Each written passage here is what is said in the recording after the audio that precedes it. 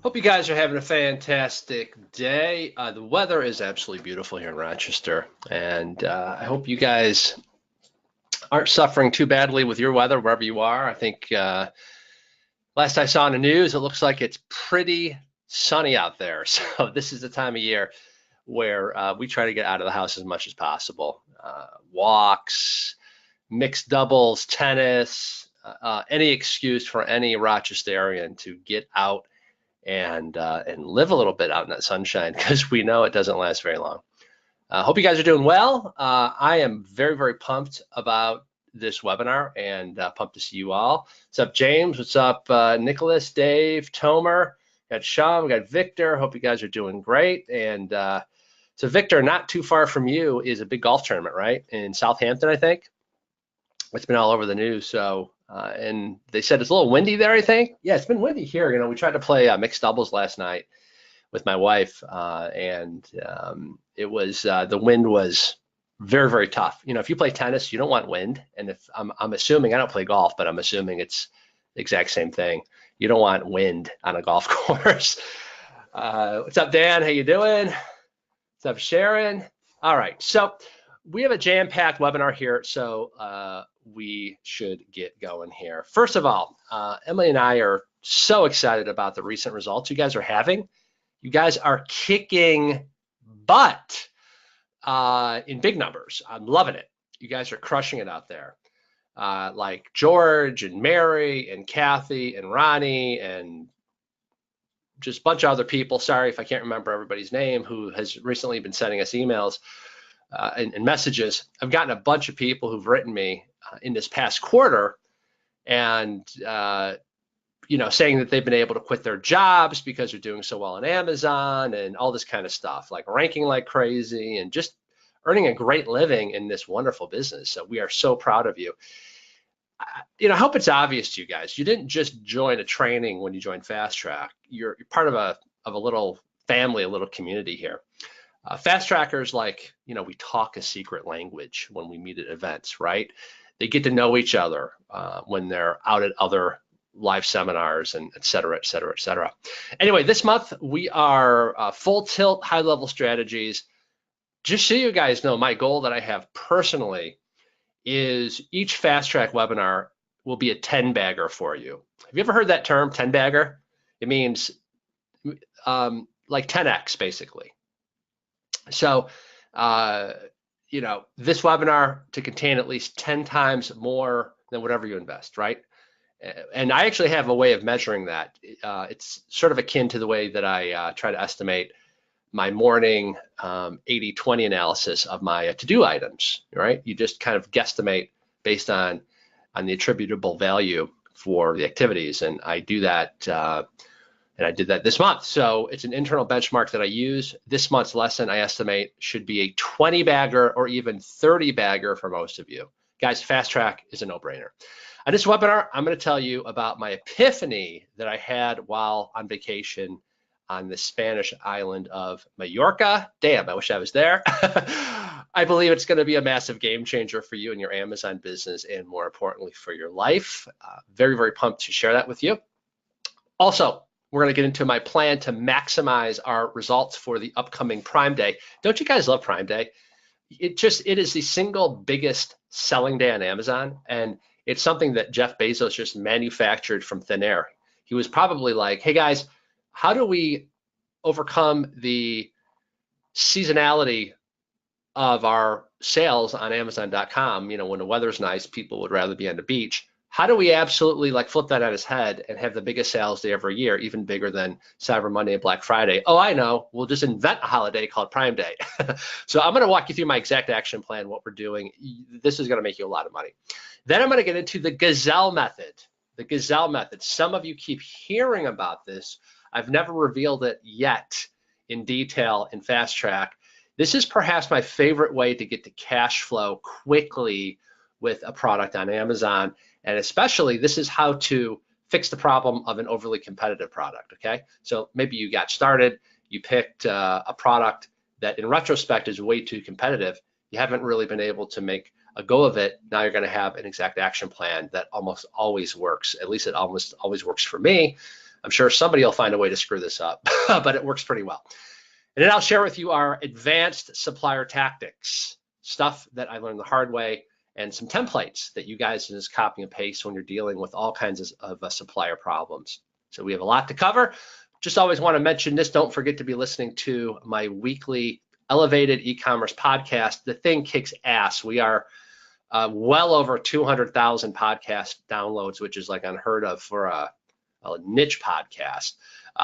It's interesting. I mean, obviously we're doing this to enhance our community, but we are getting so much visibility from this. We are getting like people knocking down our doors, begging us to reopen Fast Track. And I'm like, I asked Emily, I'm like, where's this coming from? It's like, I mean, we're always getting people like, when are you guys reopening the AMZ Launchpad? When are you reopening Fast Track? But it's like all of a sudden, like in the last 4 or 6 weeks or so, it's like, what is happening? And she's like, I think it's from this podcast. So that's awesome. It's pure content. It's great. It's meat and potato stuff. Like we just recorded something this morning about a great book, a book review, and there's some fantastic stuff, industry news, guest experts, and just killer stuff. So make sure that you're listening every week. It's just free bonus content. Now, obviously, Fast Track gets into the ninja stuff, the actual tactics that I would never reveal for free ever on a public podcast. But the podcast is great to keep you motivated, and we have some great discussions on there. All right, so you guys know how I like to start. We really have to be careful the way that you manage your attitude and your mind as an entrepreneur. It's so easy for the entrepreneur's mind to go negative, right? Because you're just balancing a lot of stuff. It's easy to get into overwhelm, and a lot of you are working in isolation by yourself without really a support network or a peer network. So it's really, really easy to slip into this whining, negative kind of headspace, and it happens to all of us. So one way that we have learned to overcome that is to focus on your wins. So something we do, as you guys know, is we start off most of our meetings with what I call wins, or I mean, in most cases, we're just kind of, bantering back and forth, and we're just sharing some cool stuff going on in our lives. However you want to do it, you really have to, if you want to be a super high productive entrepreneur, in my opinion, you have to manage your headspace. So what was a win that you guys had since the last webinar, since the last time we got together? I'd love to hear from you guys. If you have a win that you'd love to share, please, now's the chance. Type it in the chat box. I'd like to have everybody type something, everybody who's on this. It can be something, again, a win from your personal life. I don't know, maybe you started working out again and you're feeling great.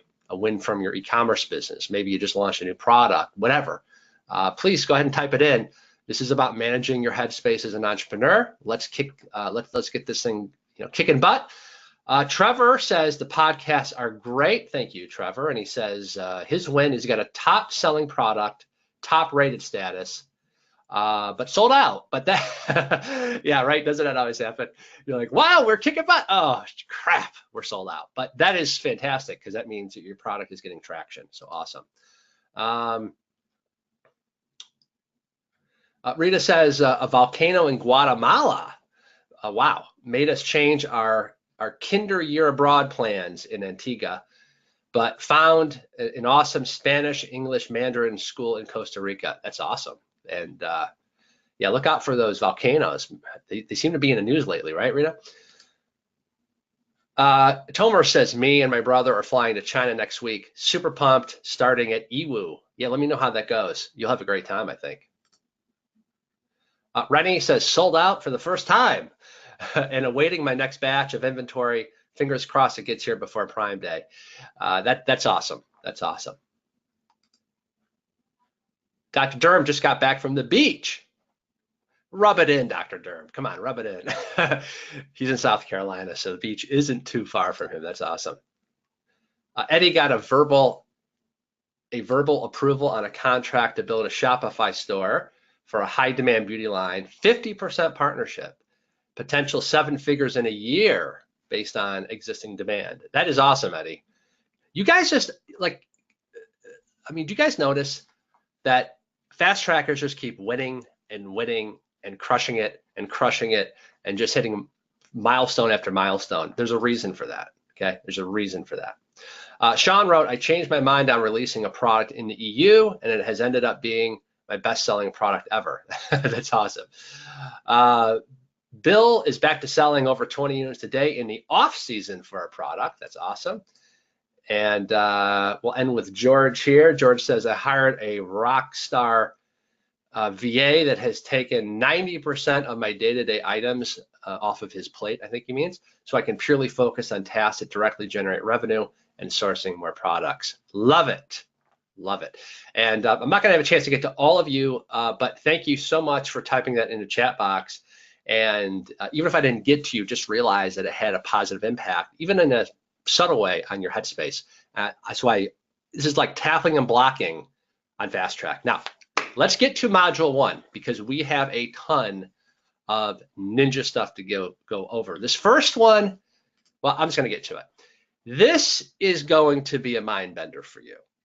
This is going to be a revolutionary concept. This is a brand new cornerstone concept that is going to be as legendary as pigs and hops, but you're going to reject it initially. I know this going in. I'm okay with it.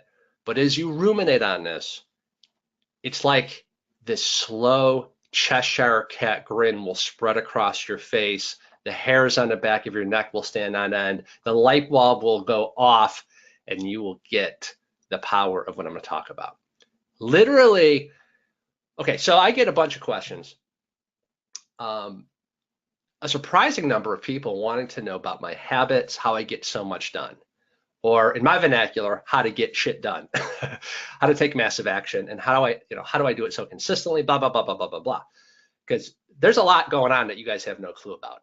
All the different companies that I own, then another like half dozen to dozen companies that I have big investments in that I don't even talk about.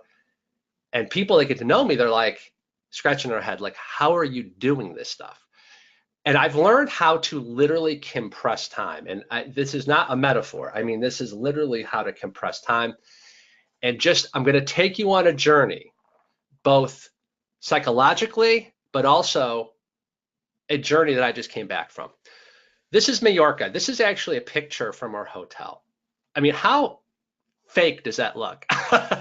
So we've never been to Mallorca, Spain here. Okay. And there's that little map you can see. See where I drew an X right, just slightly north of a beautiful town called Valdemasa. The town we actually stayed in is called Deia, spelled D-E-I-A. I mean, it's a dream. And we had no idea. We'd never been to Mallorca. Mallorca is an island. If you were to fly to Barcelona, if you can kind of picture the Spanish map, Barcelona, which is right on the water. And then you'd hop on a plane and you'd end up in Mallorca, on the island of Mallorca. It's kind of, there's like 3 islands. It's, I think, Manacor, Ibiza, and Mallorca. But anyway, went to Mallorca, and this is the view from our hotel. And it is just, yes, it's just beautiful. And it looks fake. We were there for 8 days, so just about a week. And I'm going somewhere with this. So, well, I know a lot of people, like, they always want to know about these types of experiences that we take. So I'll just share it with you just in case you're curious, because you really should all consider going to Mallorca at some point. Amazing food. So if you like fresh caught seafood, like fresh caught scallops right from the bay, the best gambas or, prawns I've ever eaten in my life. I mean, they're like crack cocaine now to me. I think I had them every day. The best, most amazing Spanish wine. But here's a crazy thing. Like, the max price you're going to spend for like an amazing glass of Spanish white wine on the island is $3.50. Max like $5 or €5 max. Now, even at a freaking Applebee's in the USA, you're probably going to pay like $12 for a piece of crap wine.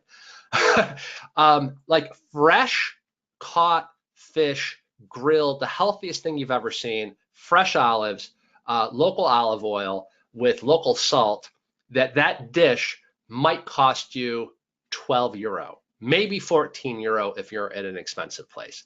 Hell, cost me more for horrendous, spaghettis and meatballs at at like Italian or at Olive Garden, right? So it's incredibly affordable for the quality. And so I was just in heaven. But anyway, this is actually a picture just down the road. And what you're seeing over there, see that little structure? That's a restaurant. Okay. And this is a restaurant. Well, this is in Caladea. I think Cala means cove because we're in Dea, and this is Caladea. And this restaurant was featured on a BBC show called The Night Manager that my mother says I got to watch. Anyway, had one of the best lunches of my life there. This is a picture from that restaurant. And like these are the local olives that they serve everywhere. There's like olive trees, lemon trees, orange trees everywhere. They're like as common as like weeds are in Rochester. Okay, like everywhere. The name of the restaurant, because someone's asking, is called Saz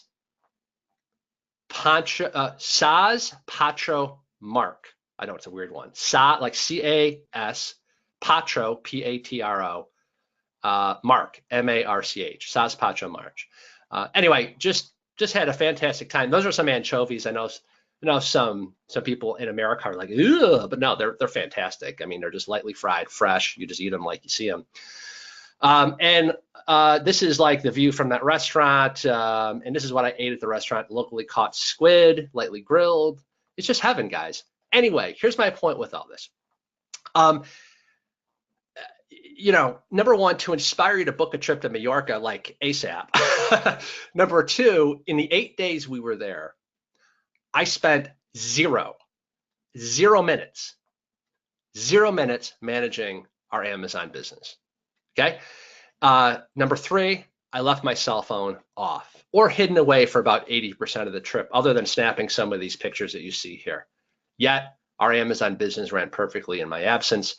Amazon, guys, is the ultimate lifestyle business. Just like that person wrote as his win, by hiring one VA, he was able to offload 90% of the low value tasks so he can, as CEO and entrepreneur, focus on the money-making tasks. Very, very smart.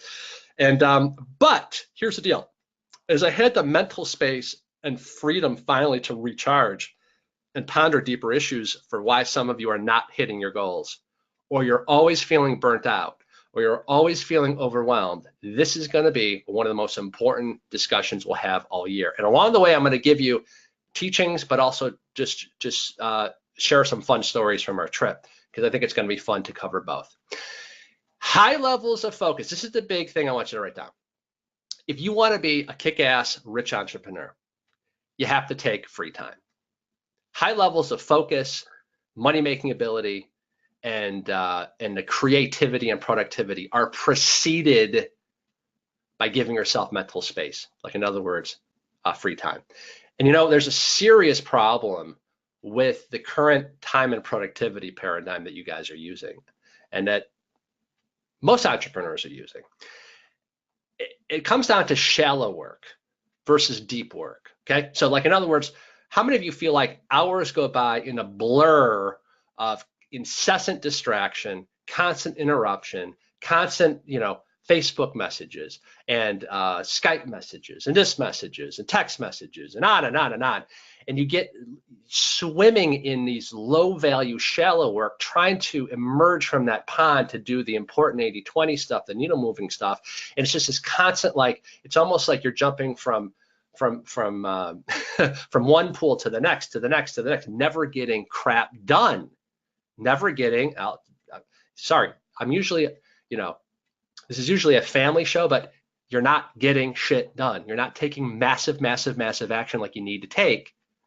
And it's not about working more, guys. So look, lip service is given to 80-20 by a lot of you, but we rarely put it into daily behavioral practice. In other words, 80% of an entrepreneur's time, if I were to follow you around and document what you're actually doing, 80% of your time is spent in what I call shallow work. And actually, that's a phrase that I got from the book called Deep Work, okay?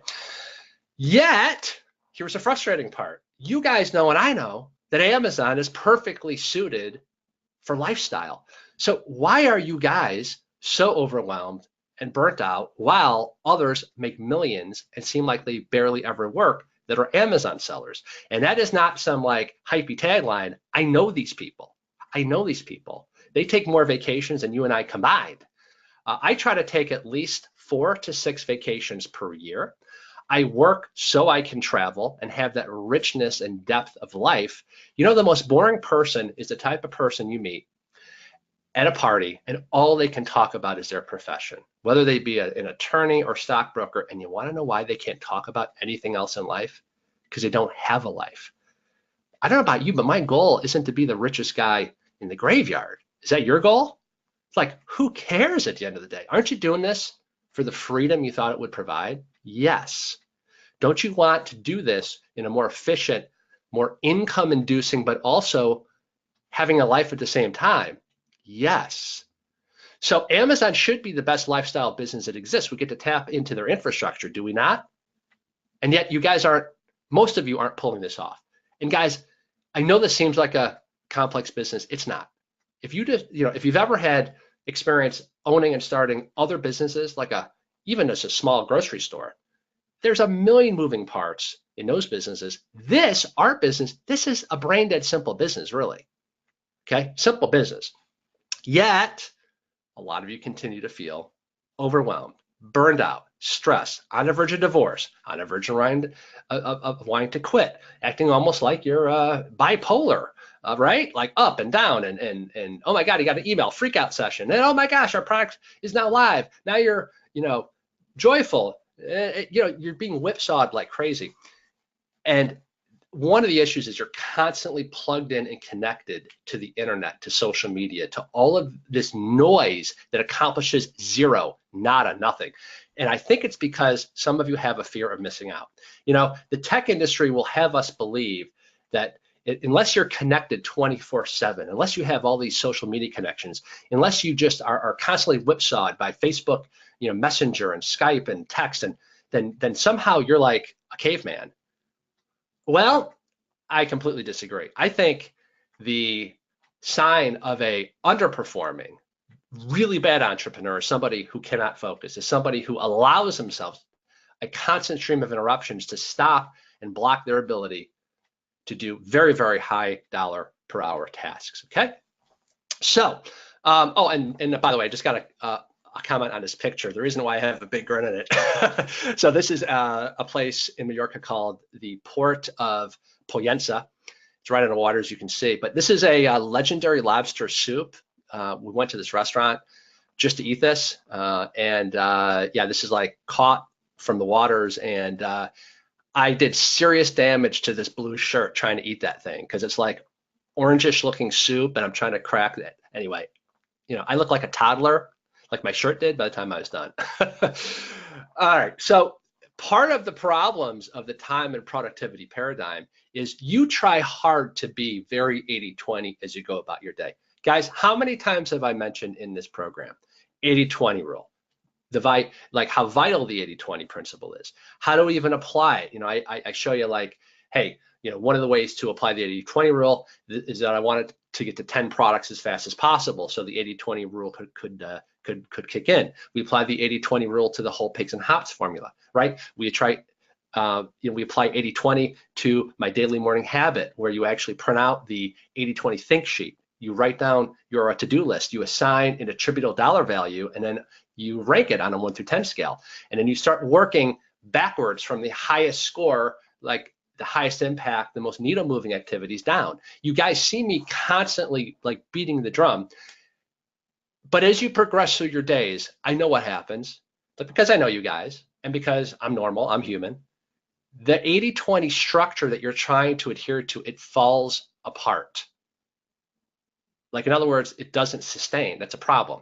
Or maybe you sustain it for like Monday, and then the rest of the week, it's like, okay, now I'm back being whipsawed. In reality, most of us think we're being really productive and that we're only doing needle mover projects, but the stark reality is much different from my observation. Okay, back to the picture. So our tour continues of the Mallorcan cuisine. This is actually, I didn't want all this segment to be business because the underlying theme here, kind of the narrative, is to get you guys to have a life. So this is why I'm weaving in these fun pictures. This is actually a suckling pig cooked in its like skin. It's like crispy skin. It's the single best dish I probably had in my life. By the way, you can always see the olive oils in the, like at all these different restaurants, and olive oil. And this is just, you can probably see like the local sea salt right on top of it. The picture doesn't do it justice, but again, it was just very affordable. Anyway, look, guys, the point of this kind of Mallorca narrative as we build this new paradigm for you, and I'm going to have specific tactics, something that's going to be game changer for you, is I got the mental space. I was able to recharge, step away from the freaking computer and rejuvenate. That's when your best business ideas and brainstorms come to you, when you have space, right? Like when your best insights come, not when you're sitting behind a computer, when you're in a shower, when the conscious mind is preoccupied and the unconscious can do its thing, when you're out for a run, when you're at a meal eating suckling pig. Why do you think that is? I mean, think about it, right? Okay, so what's your real goal? Again, my goal never was to be the richest man in the graveyard, okay?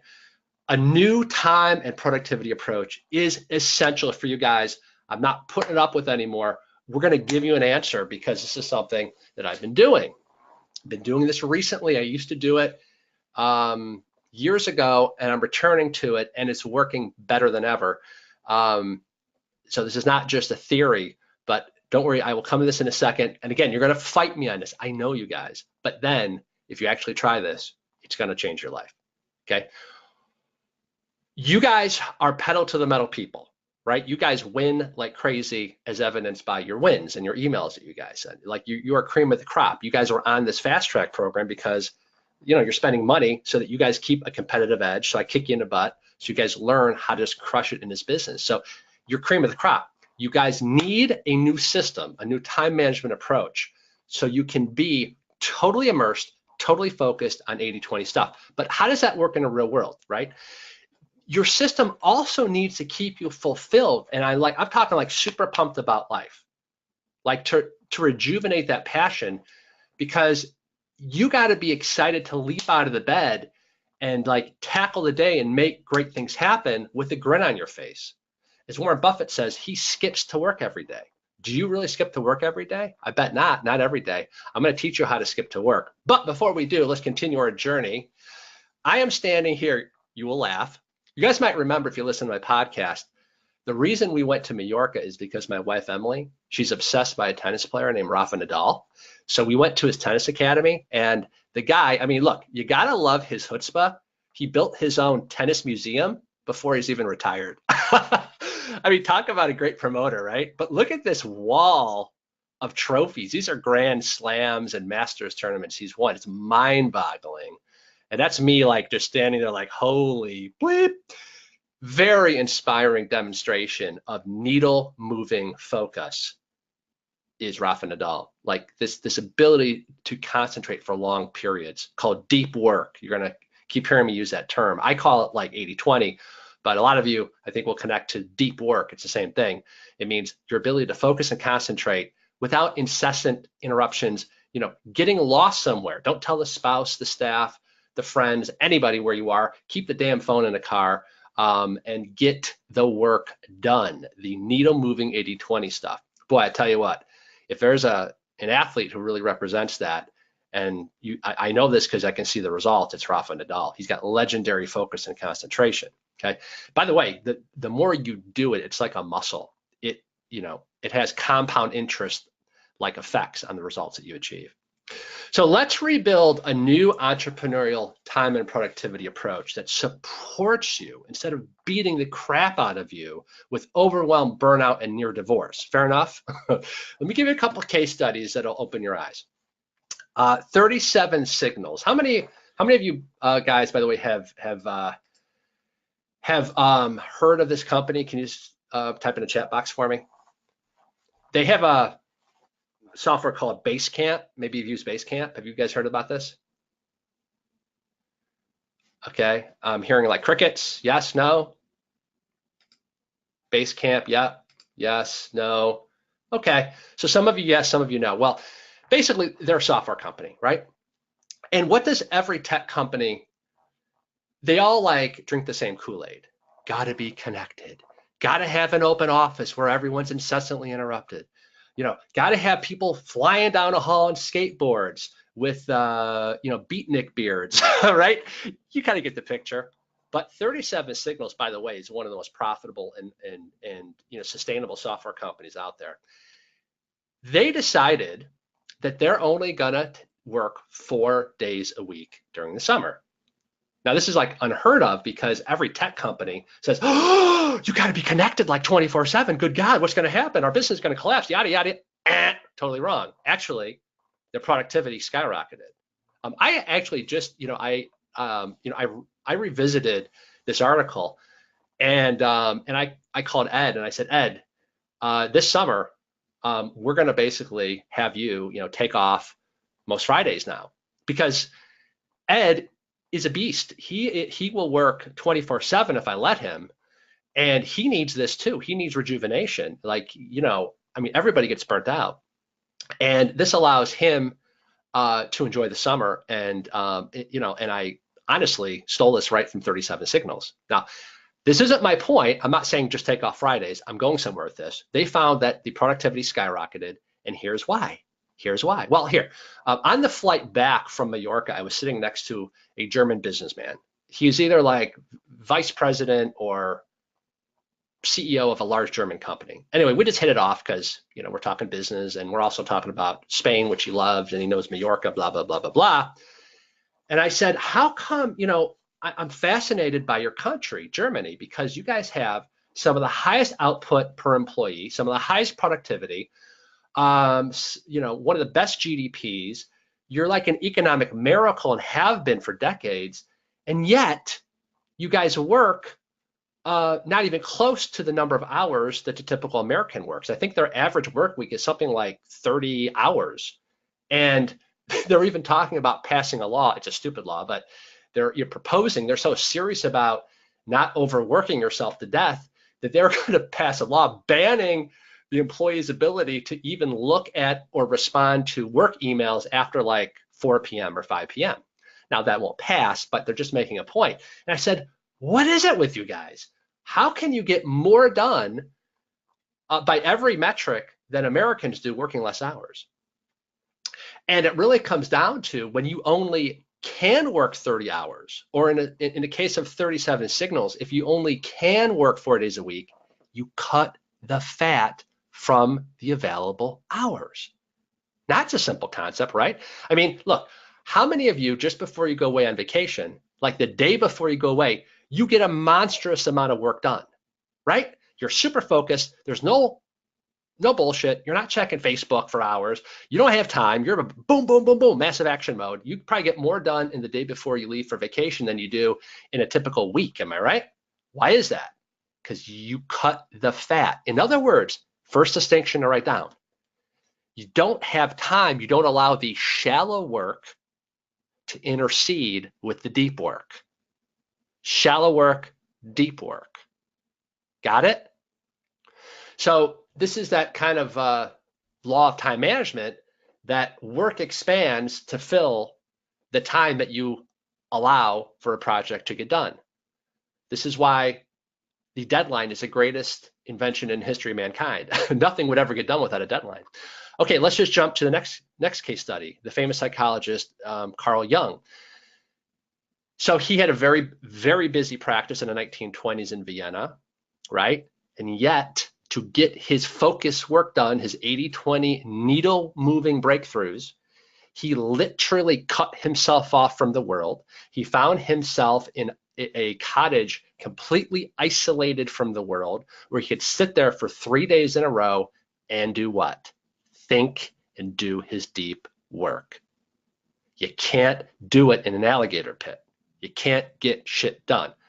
Then we're going to now talk about Bill Gates. Now here's a guy, the king of, tech, probably the founder of, in some regards of the tech industry, just his octopus tentacles, his approach probably has seeped into almost every, tech company. And yet here's a guy who disconnects for 2 weeks at a time every year and has for decades now.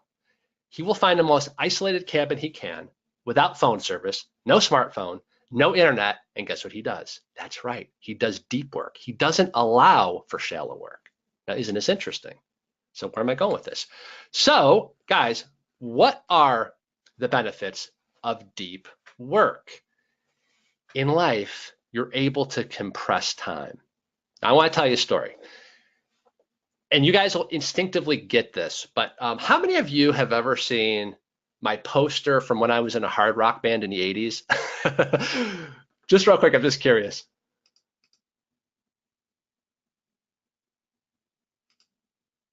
Yeah, okay, yeah. So you guys remember I had like the long hair, which is shocking, right? Because I'm like bald now, but yeah, I actually had hair. And I remember I was like 14 years old and I was very impatient. I still am impatient. Great entrepreneurs tend to be impatient people, right? You don't get stuff done if you're very passive and patient, I guess. But um, I was really pissed off because I had taken like 3 lessons and but I wanted to be able to play like the Scorpion solo, the Black Sabbath solo, Van Halen, and damn it, I've taken 3 lessons. How come I can't play a damn solo? And then I read in like Guitar Magazine, there's a Swedish lead guitarist named Yngwie Malmsteen, who was kind of my hero. And I read that when he got started playing guitar at age 14, they're like, hey, how come you're a phenom at such a young age? And he said, well, because I made the decision to practice 6 hours per day. So guess what I said? I remember coming home. It was towards the end of the school year. It was about May 14. So what is that, like 7th grade maybe? And I said to my mom, if my friends call, tell them I'm not here or tell them I'm not available.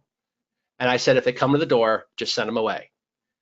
And she looked at me like I was crazy, but she was used to that kind of weird stuff from me. And I literally did that for an entire summer. I averaged probably, realistically 4 to 6 hours a day, massive action. So deep work equals massive action.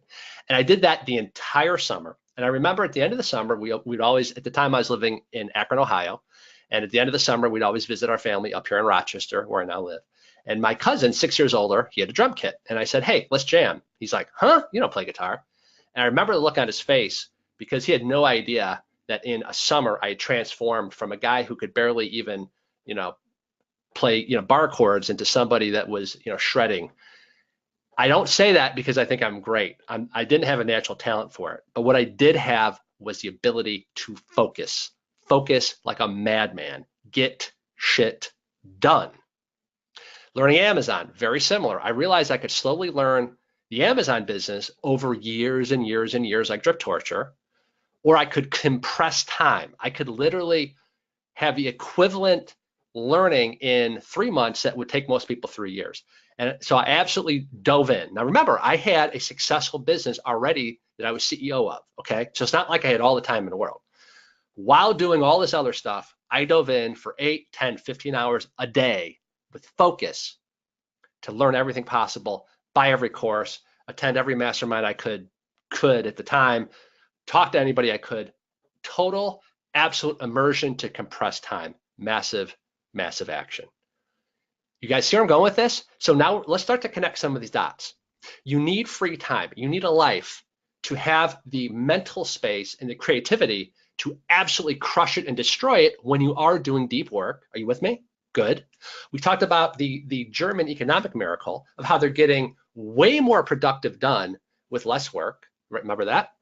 And now we're talking about kind of how you're able to get an incredible amount of success, not only with skills, but with money by compressing time via deep work, or another expression for that is massive action. Charlie Munger, who is Warren Buffett's partner, is famous for saying, the first 100,000 is a bitch. That statement applies to this time compression or this deep dive into any subject you want to master, right? Like the first tennis tournament you win, I'm sure for Rafa was a bitch. The first 100,000 you make on Amazon is a bitch, is the hardest. The first time you play out in a bar with your rock band, that's the bitch. Deep work gets you there faster than anything else I can fathom. So check this out.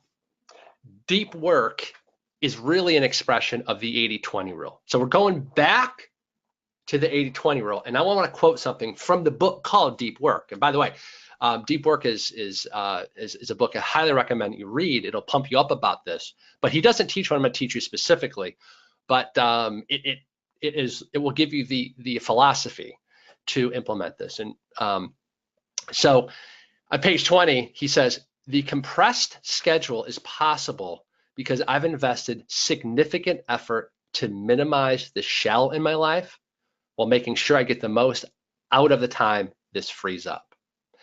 And continuing our trip of Mallorca, here we are at Sapunta. This is Rafa Nadal's family restaurant.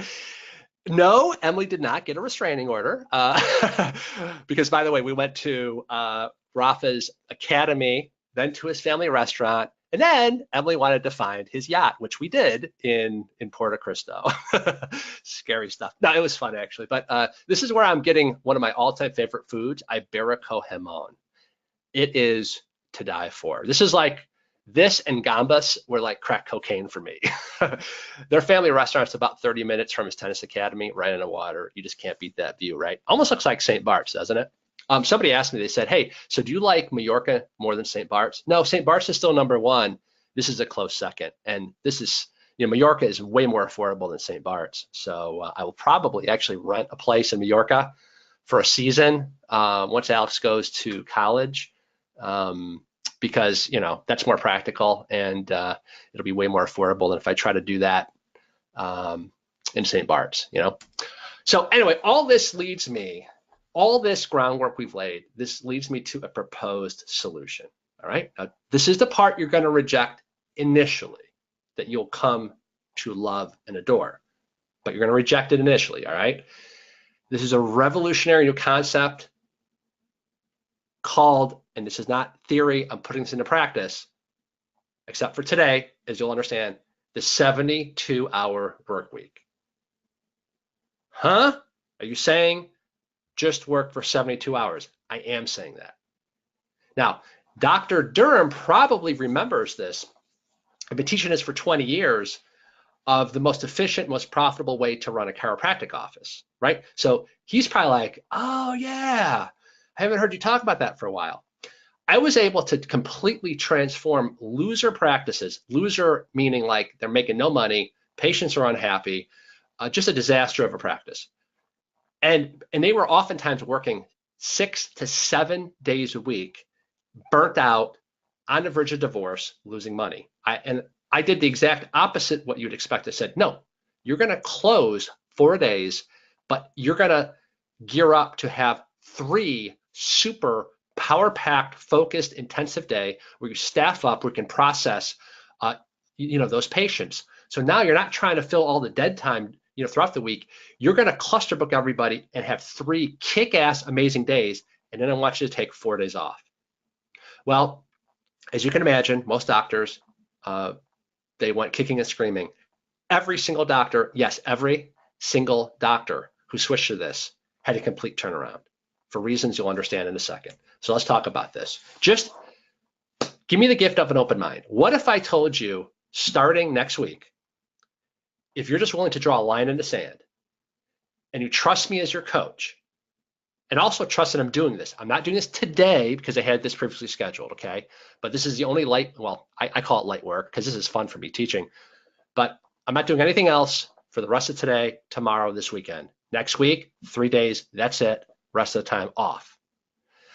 Principle number 1 is you're going to have 3 deep work days. You're going to compress time. So the premise is that I can get more done in 3 focused, super concentrated work days than I can or did meandering in a week comprised of unfocused, commingled, shallow work. Like, in other words, if you knew you only had 3 days to get shit done, you're going to be able to replicate that day before you leave for vacation effect. Are you with me? You're going to replicate that German economic miracle effect. You will literally cut all the fat from your schedule. Now, true, it's easier for me to transition to this because I already have staff. So you might have to stair step this, but just for now, buy into the concept. Then you can ask me questions in a bit. I can get vastly better results by chunking down my time into just 3 super focused, needle moving, massive action days packed with 80/20 tasks. And no, by the way, I don't think I know I'm not capable mentally of doing more than 3 super focused, concentrated days anyway. I would have massively diminishing returns. I've tried, it doesn't work. But 3 days, hell yeah, bring it. Principle number 2, then you're gonna have 4 days off. And I mean off for mental rejuvenation and for actually having a life. The reason we're doing this, guys, okay? You can recharge. This is where I learn, where I study, where I do a deep dive into courses and learning new skills or traveling or exercise and, having a life. This is why we're doing this. So by forcing these 3 days of deep work and allowing the rest of the work for rejuvenation and recharging. Now, I'm not just laying around on the couch, getting bed sores. I'm learning, I'm reading, I'm watching courses, but I'm not doing shallow work. I'm learning a language. I'm doing stuff that will, enhance my life in other ways that have multiplying impact, right? This guys, you just have to trust me. I've proven this over and over again in a different industry. I'm going to prove it to you now. This will grow your business faster than when you allow yourself to have 6 or 7 days of work. And the reason I say that is, let's say you have a project and you don't adhere to this discipline, and let's say your mental deadline for this big project, I don't know, let's say that you want to, one of the things I'm going to talk about is how to set up a Prime Day sponsored ad campaign so you just crush it. And don't worry, we'll get to that soon here. We have a lot to go over on this webinar. But, on Monday, yeah, boy, I should do this, but hey, I got till Friday. So, you spend 5-10 minutes and, oh, hold on a second, I got to check my Twitter feed. Tuesday, don't feel like it. Wednesday, oh, geez, okay, I got to do this thing. So I guess I'll review something that Ben taught, and you kind of half-ass it. Okay, see what I'm saying? Thursday, you're like, God, I should really do this. Now you're feeling stressed and burnt out and guilty because you hear my voice in your brain going, get shit done. And then Friday, you're scrambling. Look, if you give yourself 6 to 7 days to do anything, you're going to milk it and stretch it out. But if I said, you got 3 days, period, you got to get shit done in 3 days, guess what? You're actually more likely to get it done. I know it sounds crazy, but we're no longer, by the way, with this new entrepreneurial new entrepreneurial paradigm. You don't have to wait for someday before you learn French, someday before you're able to go with your spouse to the farmer's market, someday to do all this stuff that keeps eluding us. Your someday is now Thursday, Friday, Saturday, Sunday, period. And you're going to be a better human being. You're going to be more creative for those inevitable business problems. No more freak out effect. Some of you freak out over the smallest stuff. And I don't take it personally at all because I know why you're freaking out, because I saw it with the doctors we used to work with. They're burnt out. When you're overwhelmed, burnt out, under duress, you can't think straight. You act like a crazy person. We all do, right? So I'd like to remind you why you became an entrepreneur. You became an entrepreneur for the freedom, right?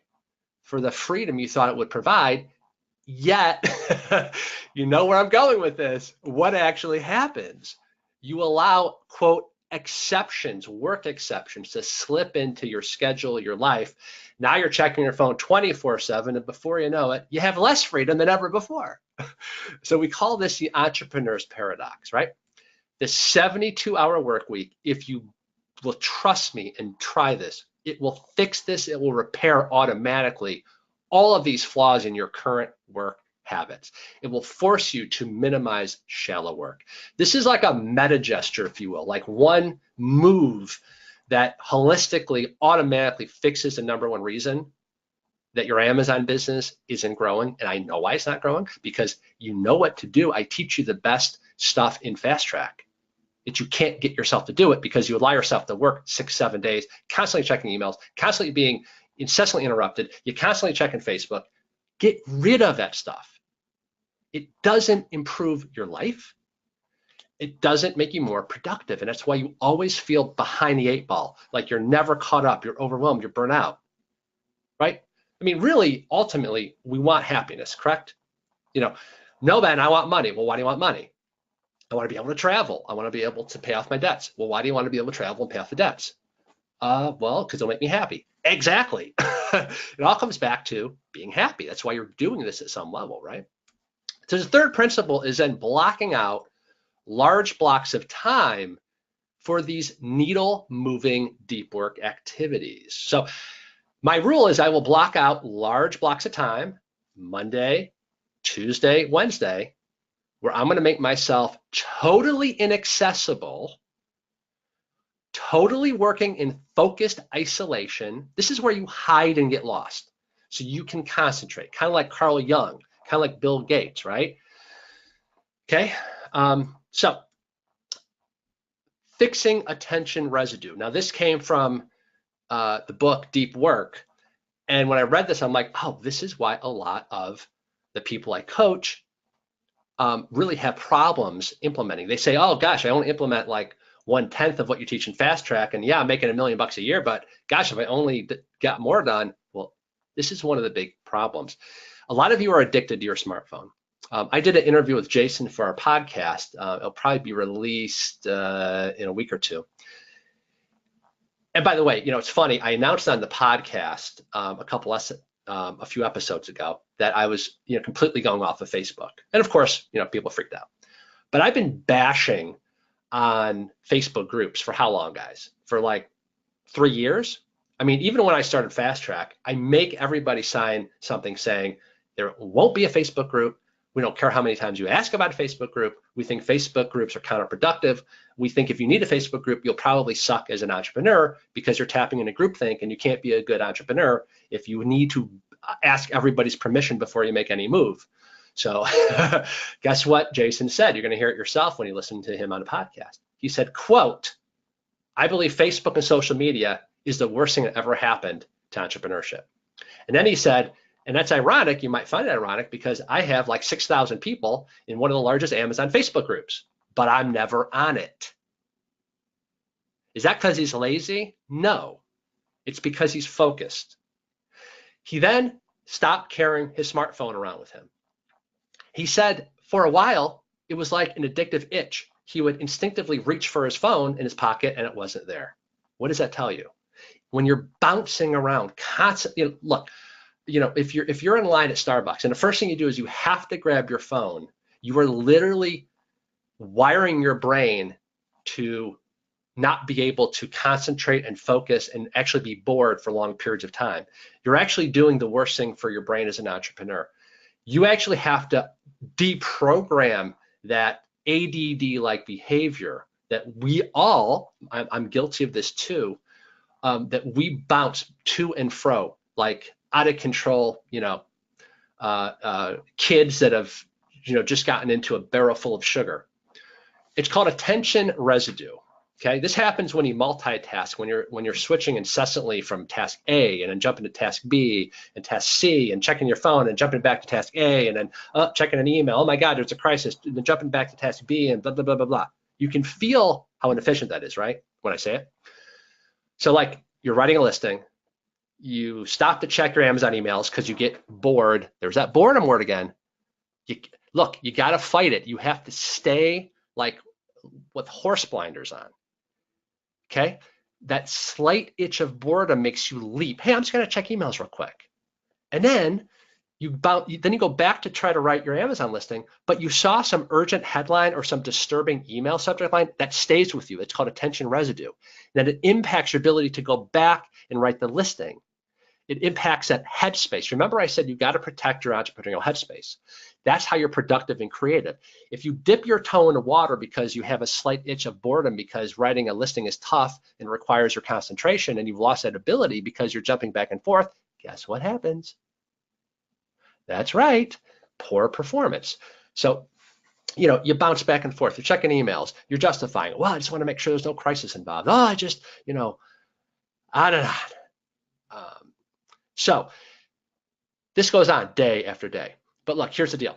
Researchers have found that switching tasks like this causes what they call attention residue. You might want to write that down. It's a great term, like a residue, right? It's a great metaphor. The mind remains partially stuck on the disturbing email subject line that you can't address because you're trying to get the Amazon listing done.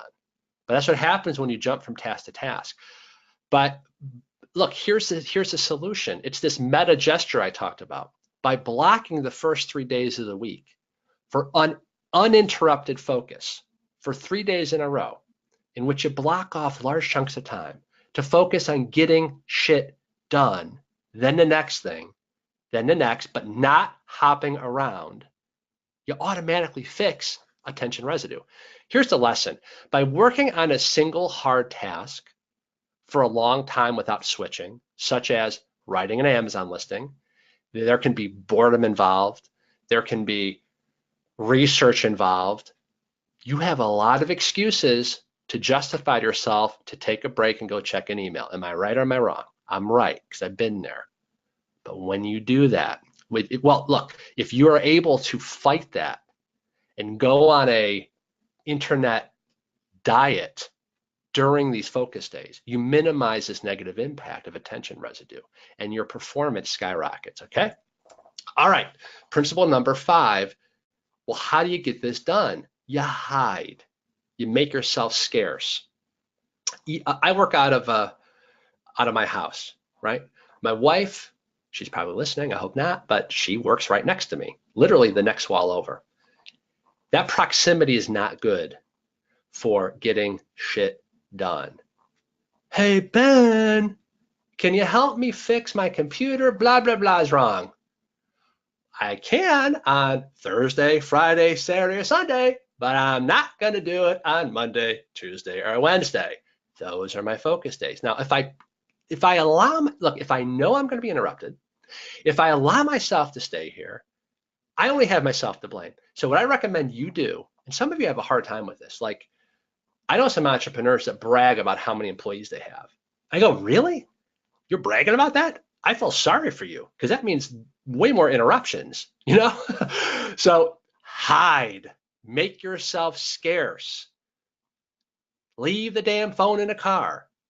You survived for decades. Our culture survived for decades without a smartphone. I think you'll survive. Hide. I go to Starbucks. Now you might think, Ben, that seems like a hard place to be focused. Not for me. I throw on headphones and I'm like lost to the world. Now maybe Starbucks, there's just too much going on for you. Maybe. Okay, remember that place called a library that you picture like homeless guys hanging out at? You know, you can go into most collegiate libraries. Like here in town, we have the University of Rochester. It is a lush, rich environment, and they don't care if you can just find a parking spot. They don't care who you are. You can go into their like law library and study, and you feel like you're in a mansion practically. I don't know what it is for you. Find a place that allows isolation, hiding out. You can get stuff done, and don't you dare keep your email client logged in. Don't you dare keep Skype turned on or Convo or texting or anything. Who makes the rules? You do, your CEO. And your staff, in their minds, they should be thrilled you're finally focusing, because that means job security for them, right? They're going to be actually relieved, I predict. They've been worried about you. So anyway, look, how many of you, be honest, think that you need more, quote, connectivity? Like that's the future. You don't need more communication channels, guys. You need less. You need to start pulling the umbilical cord. You need to unplug from all that shallow work noise, background noise. So get out of these communication channels that you can be bothered. And by the way, it's funny, back in my day, we used to have a fax machine. Remember those? I know Victor does. Victor and me are like the grizzled veterans at this point. Well, when it used to be you'd send somebody a fax, and it was like somehow the other person felt like you had to be obligated to quickly reply. And I call bullshit on that from the moment the fax machine was invented. Nowadays, it's like either text or like instant messenger. I ignore it. I don't feel obligated to respond to any of that. That's them intruding on my schedule. Who's in control? You are. So one of the main obstacles to going deep is the urge to turn your attention towards something superficial. That's pretty interesting, isn't it? Think about that. One of the main obstacles you're going to have on the 72-hour work week is you're going to have this itch an addictive itch that you will finally notice that you're going to constantly want to lift the head out of the deep work, the money-making work, and get into something superficial. Huh, that's interesting. Here's what I want you to do. Read Deep Work. Now, he's not a business guy, which I knew is why I was going to like this book. Probably the best book I've read this year. No, hands down the best book I've read this year, because it goes hand in hand with everything we're talking about here. So set this as your goal to read it. Ironically enough, if you're reading it and then you're getting slightly bored and you're checking your email and then going back to reading, you're not applying deep work, okay?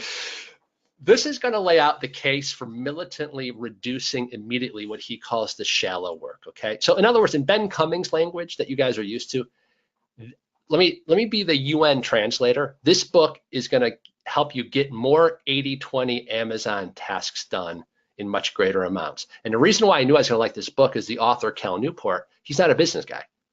He's actually a bit of a genius. He went to MIT. He's now a tenured professor at Georgetown University, teaching, of all things, computer science. Now, you'd think a guy who teaches computer stuff would be writing a book called How to Stay Connected 24/7 to Tech, and yet he has the exact opposite view. He said the way that you accomplish great things in a tech world is by not having an open office, is by not being interrupted, is by completely unplugging, yada, yada, yada.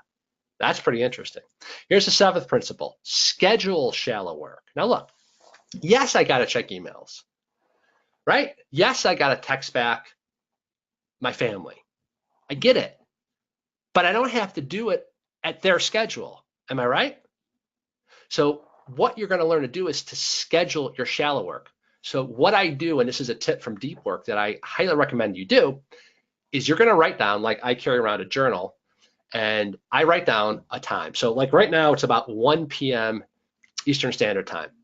If I was doing Deep Work today, I would say, I'm not going to check anything on the internet or any instant messenger or any social media or anything like that until 3 p.m.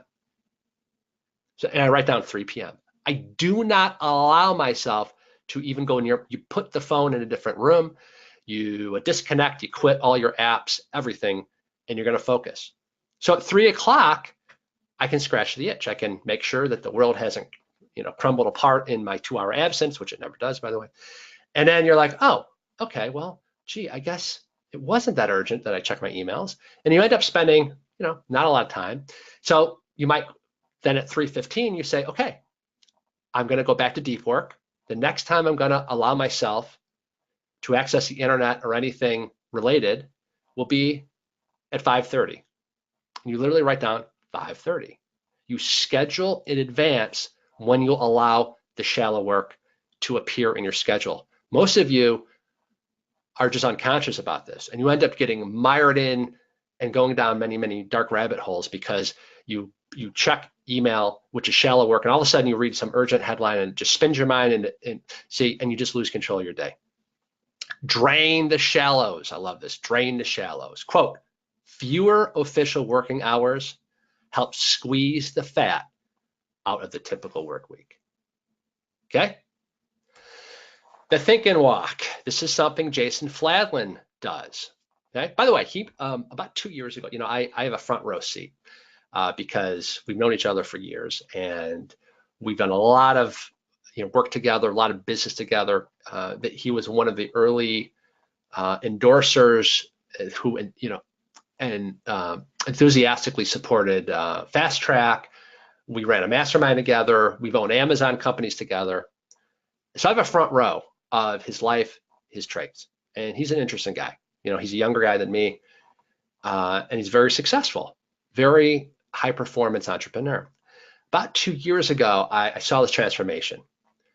He never worked out. All of a sudden, I saw him at a mastermind meeting, and he'd lost like 10 pounds, in like a month or 2 months. All of a sudden, he got a haircut. Beard was gone.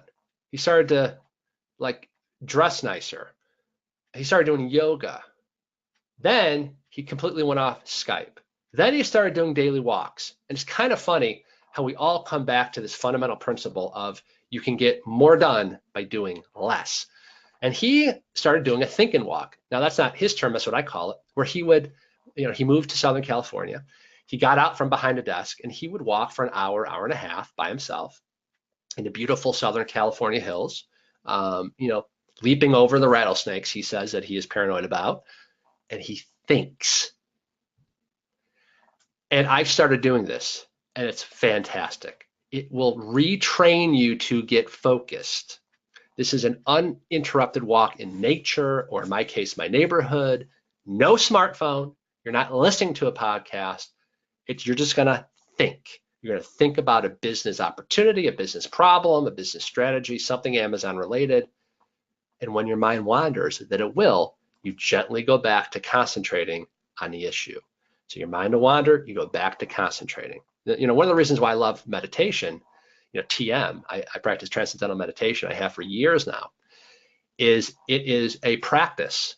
Like, how people say, oh, I have a yoga practice, meaning I practice the art of yoga. Well, meditation is a practice because it's the exact same principle. It enhances your focus and your concentration. Because as you do your mantra, your mind tends to wander. As these thoughts come in, and just gently, you don't beat yourself up, you just gently push them away and you return back to the meditative practice. Very same principle of the think and walk. This will help you retrain your brain, and also you proactively simulate that effect that you get of where you come up with your best ideas in the shower, when you're jogging, when you're driving. You'll find you get out in nature, you feel the sunshine, you feel good, the birds are chirping, it has a great psychological impact on you. And you just churn over this idea, this focused thinking. By the way, all the great thinkers that I've ever studied, they all took a walk where they would think. Okay, Darwin, he would isolate himself, and as part of his daily regimen, he would get out when he was stuck on a problem, and he would walk. He would walk his grounds until he thought he came up with a good resolution or an insight, and only then would he return. There's so many people that have done this throughout history, that think and walk. Okay, interesting, right? The time journal. Now, so we put a bunch of the pieces now together. I started off with the premise talking about Majorca. I took you on the journey through the island with me. We laid some groundwork for some life-changing principles, but now I'm giving you the structure and the framework to actually implement the 72-hour work week. I hope you guys are still using my 90-day challenge planner. I'm biased, but I think it's the greatest entrepreneurial planner and goal-setting system ever. It's kind of the culmination of years and years. I mean, almost 20 plus years as an entrepreneur. Kind of scary to say that. During the 3 days of deep work, right, the 72-hour work week, you need to catalog your time. Okay? Stick with me here. Stick with me, okay? Interesting psychological phenomenon. Do you know we're not very good at assessing ourselves? We're not good at all, we human beings. Want proof? Watch the early rounds of American Idol, where they always show the people who think they're amazing singers, but they're not.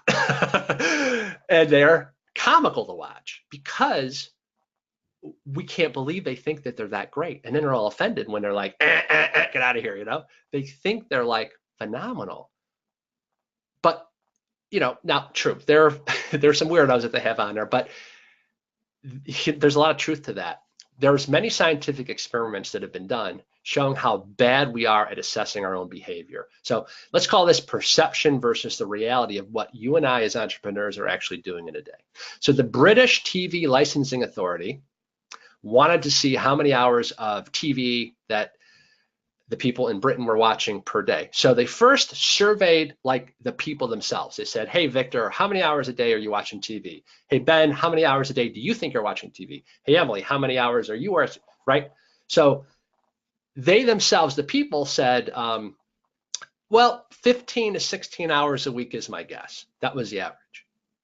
Then he looked at the reality. Some other association that I guess in Britain tracks actual viewership without bias or wishful thinking. Okay, so the people themselves thought, 15 hours a week we're watching. It turns out the actual number, 28 hours per week.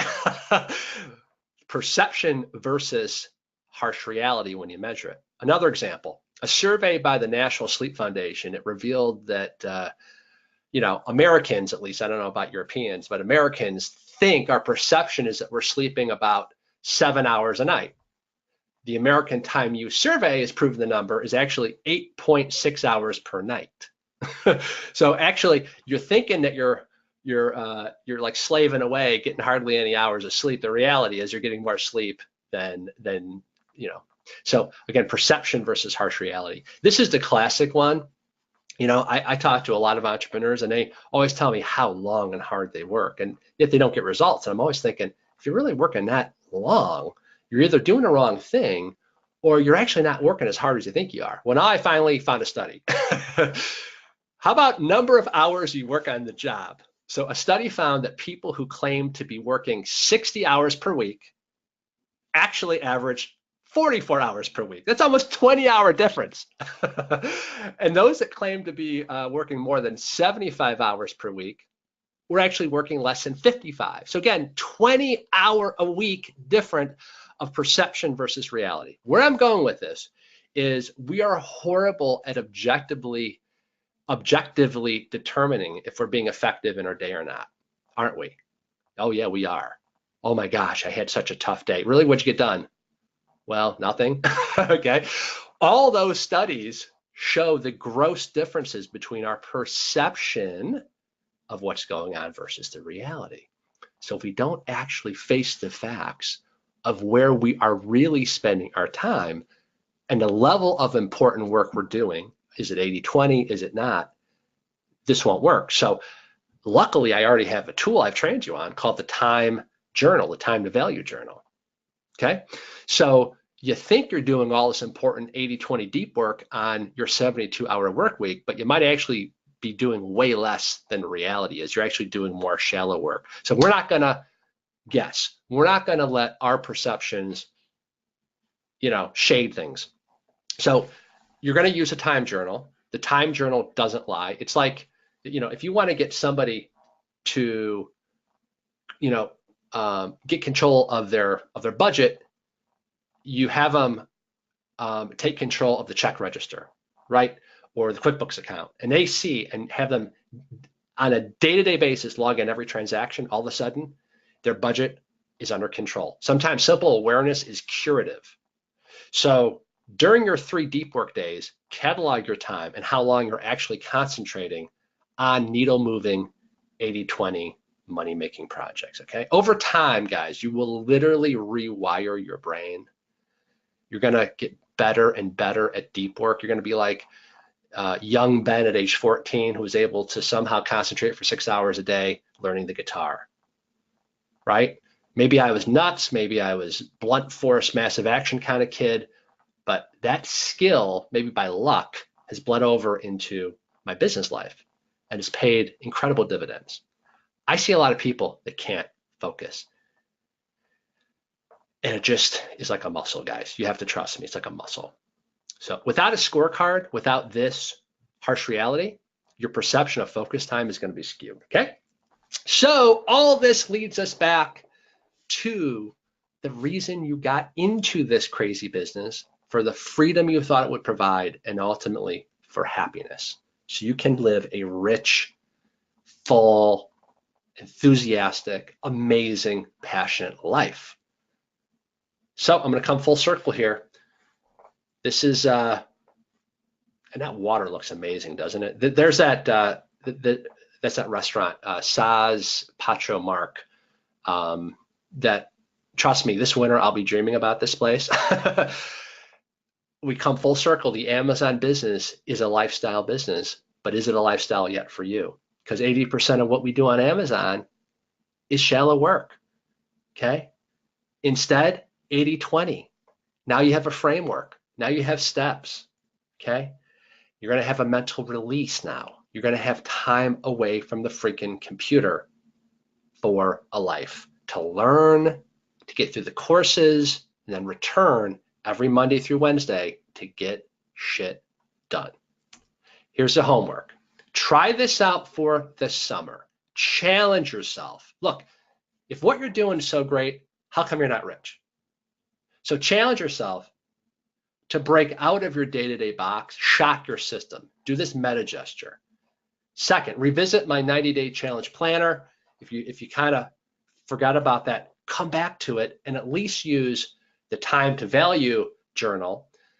And also, if, by the way, I guarantee there's like one or two people like, well, Ben, what do I do on my deep work days? If you need that answer, you shouldn't be an entrepreneur, right? Obviously you do all the important stuff that I teach in Fast Track. I mean, you have a big laundry list of stuff that you need to get done. If you need help with that, you shouldn't be, go work for the government. You shouldn't be self-employed, okay? But the 90-day challenge planner in the planning process, that will help you figure out the what to do. And then use the time journal to get a taste of reality for how hard you're actually working on those 3 deep working days, not to beat yourself up, so that you can measure and improve and stay on track. And then download these slides, implement all the principles that really resonated with you, okay? That's just the first of like 4 modules, by the way. What do you guys think about this? Because this is one of those things where it's like, I never know how you guys are gonna, if this resonates with you guys, and I'm not looking just for praise. If this resonated with you, I'd love to hear it. And if it didn't, that's fine too. Just let me know. If you're like, Ben, don't ever show another like vacation picture. We don't care. I have no idea. But this is the kind of information that, oh my God, I wish somebody had laid out to me a long time ago. This will have a huge impact on you. Let's see some of the comments. Jonas, Ben, this is by far the best Fast Track session you've had in the 2 to 3 years I've been here. Outstanding and right on spot. Awesome. Thanks, Jonas.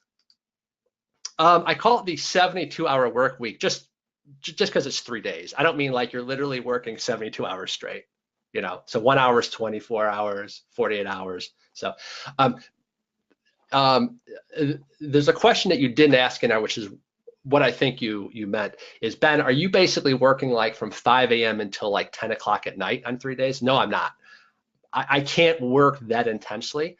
My shutdown time is typically 6 to 6:30, but I do start, and I see what's great about this structure is you will be, you start, okay, this sounds weird, but you start training your unconscious so that like you automatically, your brain is kind of almost unconsciously dreaming and thinking about, because you're going to hit it hard on Monday, Tuesday, and Wednesday.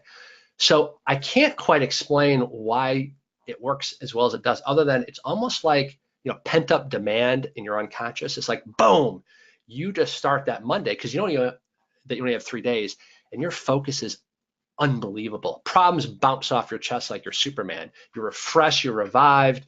You love what you're doing. You're not burnt out because you only have to just go hardcore for 3 days and then you have freedom again. It's just amazing. But I don't literally work like 5 a.m. to 10 at night.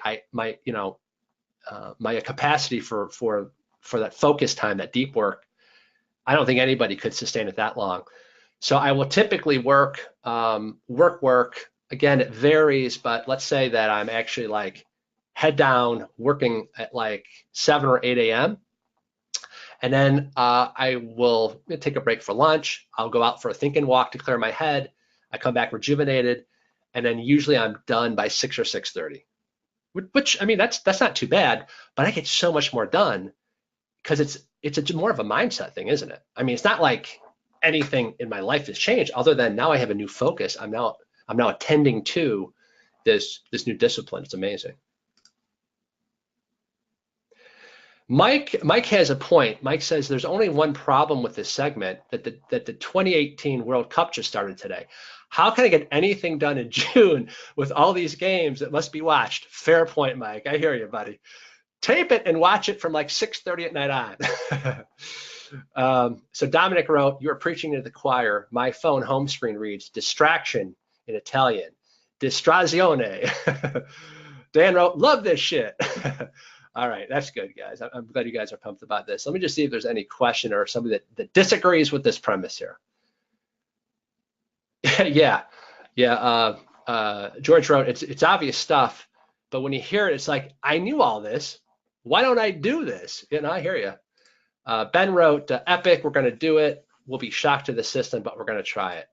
Matthew wrote, just what I needed. Love the picks. Trevor's taken 2 days off per week. Well, including the weekends, that'd be 4 days off. Guys, can I tell you psychologically, for a stressed out entrepreneur, 4 days off will be a life changer for you. Your family will be like, he's back. The aliens that took him, he's back. He's a human being again. Okay, awesome. I don't have time to read all these, but guys, I really, really appreciate all the nice comment. Okay, Anna wrote, a problem is taking care of the kids. That is true. Well, okay, so I'm assuming, maybe wrongly though, that well, if you're a stay-at-home mom and you don't have someone to assist you, that would be my first goal. Again, I'm speaking as a guy here, but my goal would be, just like, you can make the same argument, Anna, that, hey, I have all this low value stuff. How can I possibly get all my work done in 3 days? Well, yeah, you can't do it right away. You'd have to train and hire a VA. You don't think Steve Jobs, when he was running Apple, you don't think he was CEO and he would work on the factory floor making iPhones, do you? No, you get help. That's how, it's called growing a business, right? So yeah, you might have to get a VA, first of all, to offload the low value tasks, because on Amazon, you have to reply in a timely fashion to customer service emails. But hint, hint, this might push you to finally getting help that you need, because you shouldn't be wasting your time doing customer service emails when you can just build a system, right? Come up with some email templates that cover 80% of the situation, right? And hand those off to somebody from the Philippines that you can pay $5 an hour to. Why are you doing that yourself, right? So it'll probably force you to fix some of these rank amateur sort of, or fly by the seat of your pants, I should say, setups that some of you have. So yeah, you might have to put that in place first. So do it today. Go to Upwork and say, I need somebody that has perfect English language skills that can work 5 hours a day doing customer service. Get it done. Nothing bad will happen if you just post something on Upwork. Like, you might actually have a profitable business. It might ruin your losing streak. I don't mean you, Anna, by the way. I'm talking to everybody, okay? I'm like teasing. But now with the kids, maybe that's step 2. Maybe you will need to hire some help that can come into your house. And maybe you have to start out small. Maybe it's for 4 hours. And you have to leave the house, Anna. Kids grabbing at your leg, crying and screaming and blah, blah, blah, even with help, you won't get anything done. So, maybe hire somebody for 4 hours a day for those 3 days. Okay, let's just be reasonable. Let's stair step it and get lost. You will get to know the baristas at Starbucks on a first name basis if you do this. Then extend it to 6 hours. See how that works, okay? And maybe you'll always run your Amazon business part-time. I don't know. It just depends on your goals, right? So that's what I would do. All right, we gotta move on. We can brainstorm different situations and challenges to implementing this on next week's Q&A. I hope you do this. This is not one of those things where you love the content, you love my passion, you love the pictures, and then you go back and nothing changes. Do you really want that? I don't want that for you. Let's all make it happen as a group. All right, let's go to the next topic here. Crushing Prime Day. How pumped are you guys for Prime Day, by the way? Go ahead and type in a chat box. Are you as pumped as I am?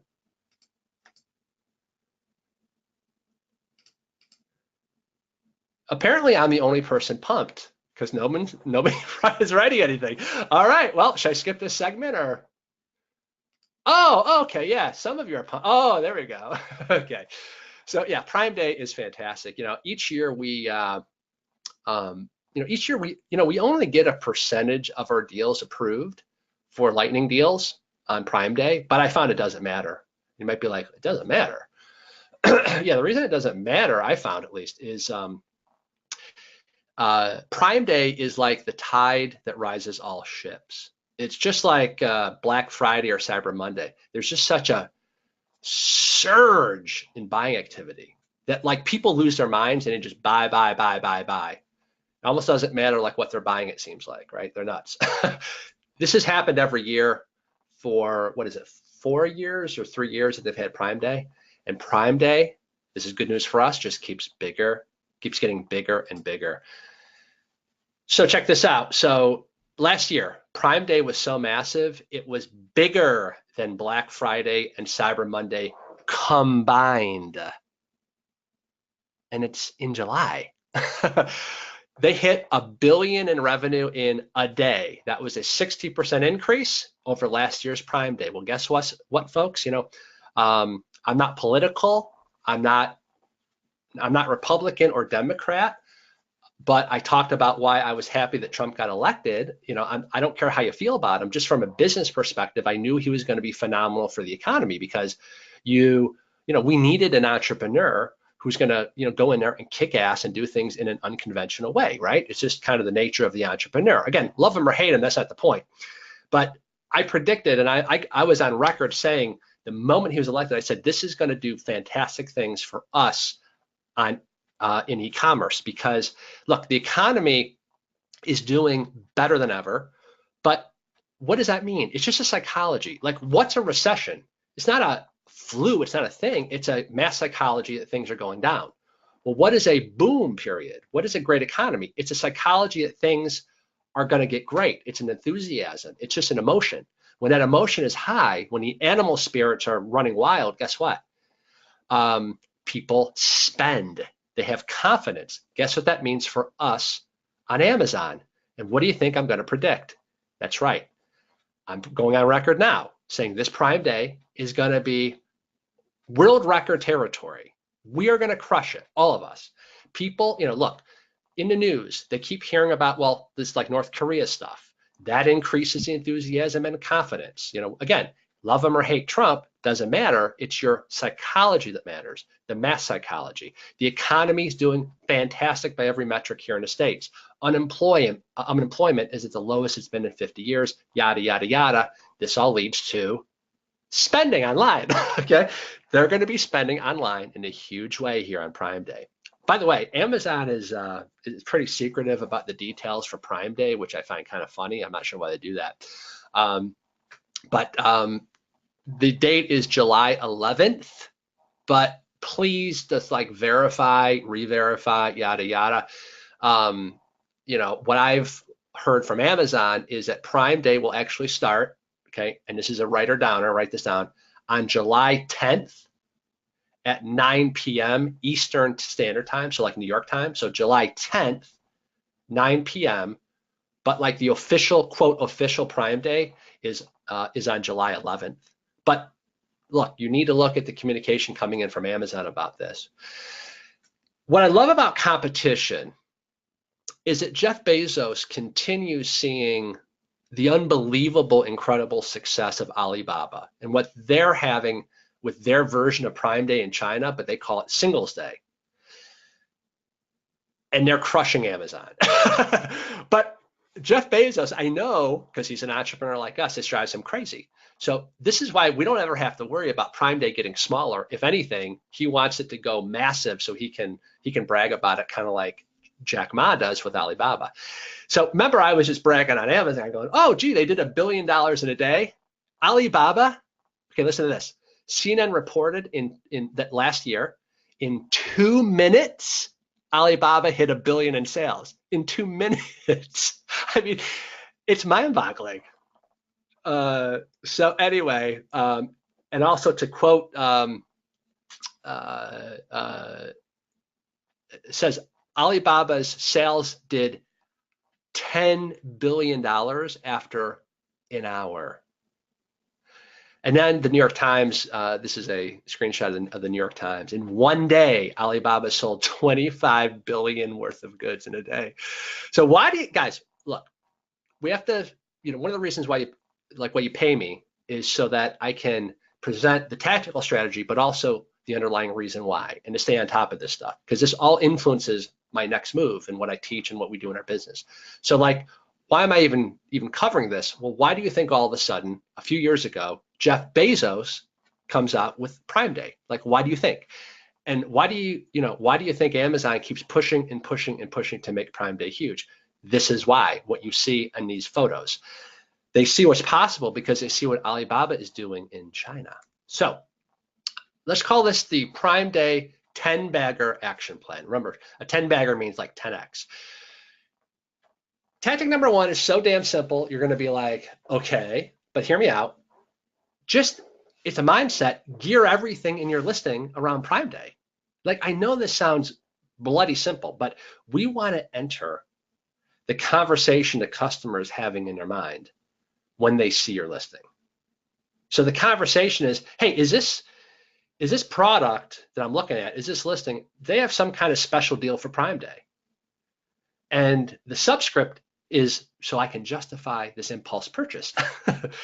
So the first kind of meta strategy to understand is you don't just passively sit there and hope for Prime Day sales to kick in. Instead, we're going to show you some simple tweaks that you can make to all your listings that will give the perception that you're, quote, participating in Prime Day. Are you with me? Again, look, here's the fundamental concept. Prime Day is nothing more than a psychological excuse for the marketplace to make impulse purchases. You with me? So doesn't it make sense we make it easy for them to make that impulse purchase? Yes. So here's the first thing we're going to do. We're going to use fast action coupons. This is the crack cocaine of impulse purchasers on Prime Day. Now, Ben, where do I find fast action coupons? That's just a term I'm using, but isn't that good vernacular? Fast action coupons. Now, I'm going to give you some different verbiage, but basically you want to flood your listing in various ways that I'll show you with this concept of we have fast action coupons that you can use on Prime Day. Again, they're looking for any damn excuse we can give them to buy, so let's make it easy for them. So this is just an example. If I was selling a hammock, I'm going to replace that first bullet point. Now, we used to say, hey, hide it in the fifth bullet point, but no, we're going to kick the door in with, guns blaring. We don't want to be subtle on Prime Day. So for example, my verbiage would be Prime Day flash sale or Prime Day fast action coupon. Want to save an extra 10% today only? Use coupon code at checkout, yada, yada, limited stock, expires today.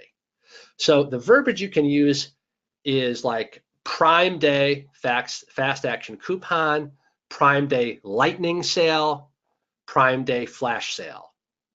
I've given you the verbiage at the top there of some tried and true copy. Now, in the example that I show, see that little arrow thing? You can't actually do that in your bullet point, but I forgot to delete that in the sample mock-up here. Okay, but by the way, on mobile, something like half of all Amazon purchases are now done like on an iPad or an iPhone through the app. Just so you guys know, it's the bullets that you see first. And so like we used to bury the fast action coupon in the fifth bullet. That was stupid. These days we move it right up front and make it the first bullet. Now, but Ben, isn't that against terms of service? I'm sure it is, but like they're not going to ban you for that. I mean, well, okay, look, I guess some misinformed employee could literally ban you, but it's not like a gross infraction of anything. Just be like, oh, sorry, we didn't know that. Remember, this is only a temporary move. So like after Prime Day, you just replace it with your normal first bullet. But see why this works? You're entering the conversation they're having in their mind during Prime Day. Now, if you're like us and you've had some of these products that are just consistent workhorses, like our Amazon business, it's a cash gusher. We're so consistent with our sales and we do very, very well. They tend to lock down your listing in their catalog. And the reason why they lock down your listing isn't because they don't trust you, it's because they want consistency for the consumers. If they made it easy for these good selling products, that are moving in volume, for me to go in there and change it from like plastic to stainless steel just to try to trick somebody, that would not be a good customer experience. So they just, they don't want you making a million changes if you're a high volume product. So I think like literally all of our listings are quote under lockdown. It's super easy. You just contact them.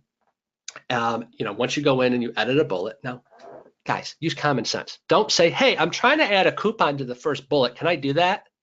No, don't don't do that.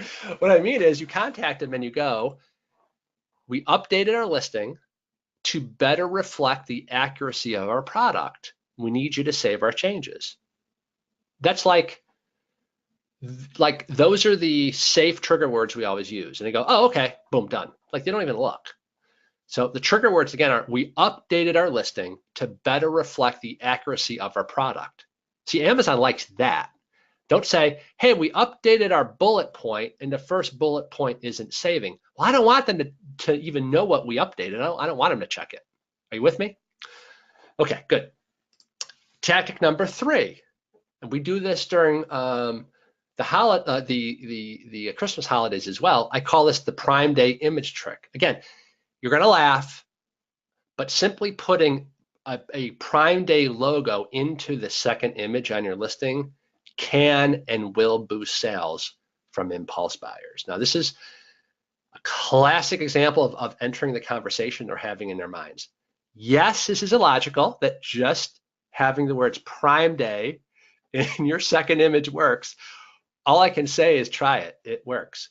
So like you can do like a Google search for like Prime Day logo. So look, this is the before, this is the after, right? So that's pretty interesting, isn't it? Okay. Tactic number 4, Prime Day keywords. We're going to weave these keywords into the back end of your listing, and we're going to index your listing for the huge surge of these very specific Prime Day related keywords. So I'm going to hop out of this. By the way, this is my screensaver of St. Bart's.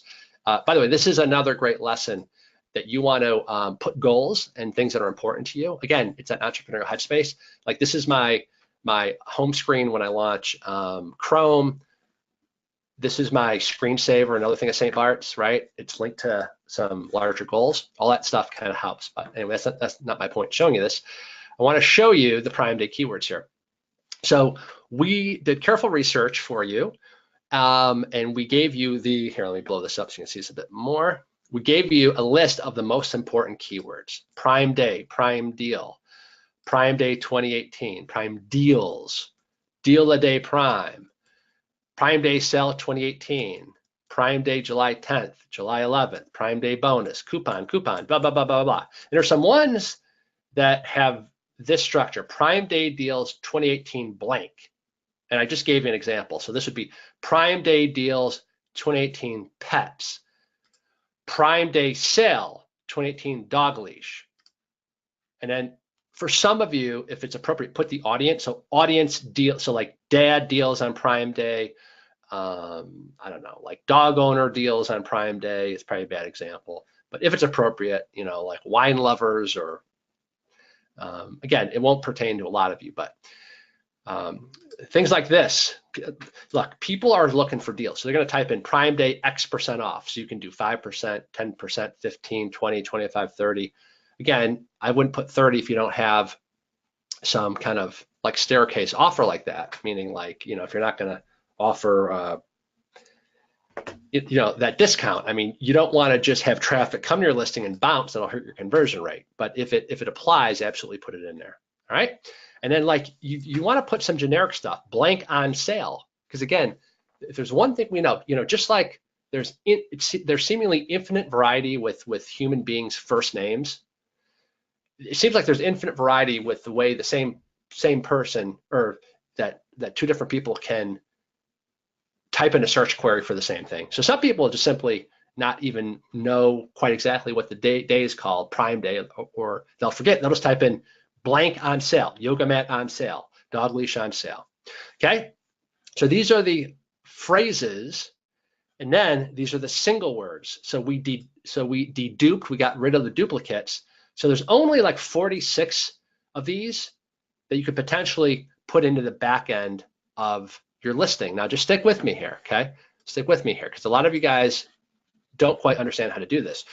You're going to shove this into the back end part of your listing, and then you're going to use a tool to check that you're actually indexed for these, because you might have to like move around the placement. Let me show you where we would stuff them. Now, don't copy this because this is just an example, but if you go into inventory and you know, it shows all your products there in Seller Central, you click edit your listing and you have these options up here like vital info, images, blah, blah, blah.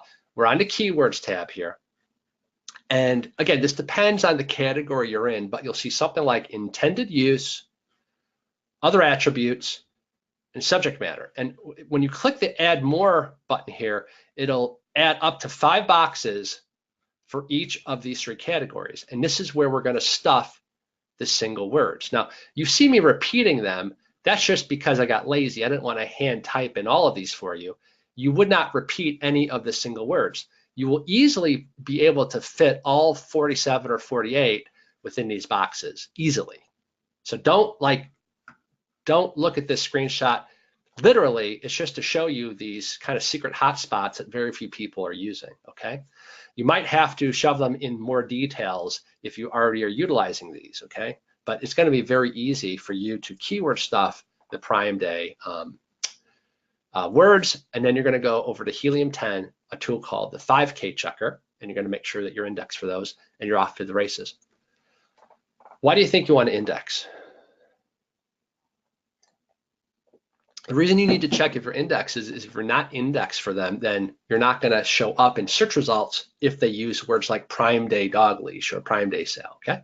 All right, the 5th tactic is now we're going to run Prime Day sponsored ads campaign. It's funny, while I was preparing for this segment, I actually got an email from somebody at Amazon. I don't think it was a mass email because it was like somebody's personal email at Amazon, and they said, because you're a certain volume seller, blah, blah, blah, blah, blah, we'll set this up for you. We'll pause it, and then we'll do it for you. You don't want a big dumb company to ever do this for you because they're not going to do it, you know, for the same reason. You don't want anybody else managing your money because no one cares more about your money than you do, right? They're going to make different decisions for a client than they do themselves. It's the same deal with these big dumb companies. So sure, it might be the lazy path, but you don't want to do it. This is so easy the way I'm going to show you how to do it. But guys, here's the big important thing. You want to run a Prime Day sponsored ad campaign, but here's why. Now, you know, we're almost 2 hours in. I'm worried you're going to miss this point, but here's the fact. Okay, so many shoppers, and I'm telling you, this is the case. Many shoppers aren't sure exactly what to even buy on Prime Day, but they just know they want to buy something. Isn't that crazy? But it's true. It's like if you've ever been to New York City around Times Square, they have all of these electronic shops, liquidation sale. Well, it draws people in. They weren't looking for a Canon camera, but damn it, they got a liquidation sale. Maybe I can get a great bargain.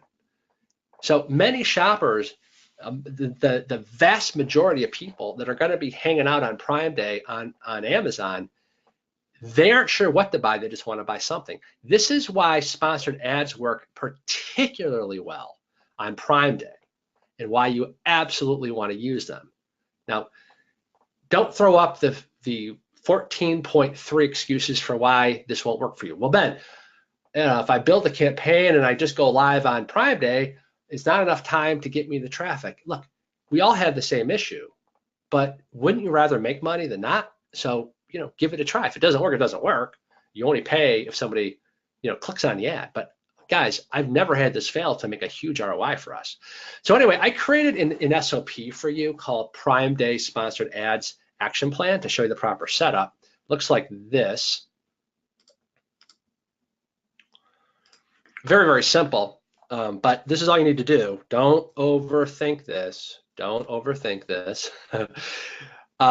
In this SOP, I've given you the Prime Day keywords, a spreadsheet, this thing here, okay, so that you have this list. So we're doing 2 things with this keyword research that we're providing you. You're weaving in the single words into your listings, but you're also using this as a basis, right, for your sponsored ad campaigns, okay? And, you know, common sense rule applies. You're going to take the phrases, you're going to add your product category name, words, and blah, blah, blah. So, you know, look, you know, don't just blindly copy and paste. You need to, you know, put a little bit of thought, but I'm telling you, it's very, very straightforward. So you really want to start this to coincide with the launch of Prime Day. Again, just always verify this because Amazon has kept us on our toes with this. But as of today's date, July 10th at 9 p.m. So you're just going to make your campaign start on July 10th, okay? Have it end when Prime Day is officially ending. Sometimes I'll just let the campaigns run because I'll still get traffic from it for a few days after because there's a buzz out there, okay? It's really up to you. We tend to be very aggressive with our bids because this is high commercial intent traffic. They want to buy. They're in a dander. They want to buy. So like now don't everybody copy this, but we do an odd amount because everybody tends to bid an even amount. It's like $2. So we'll do like 201 or 211 or 213. That's my default bid, sometimes higher.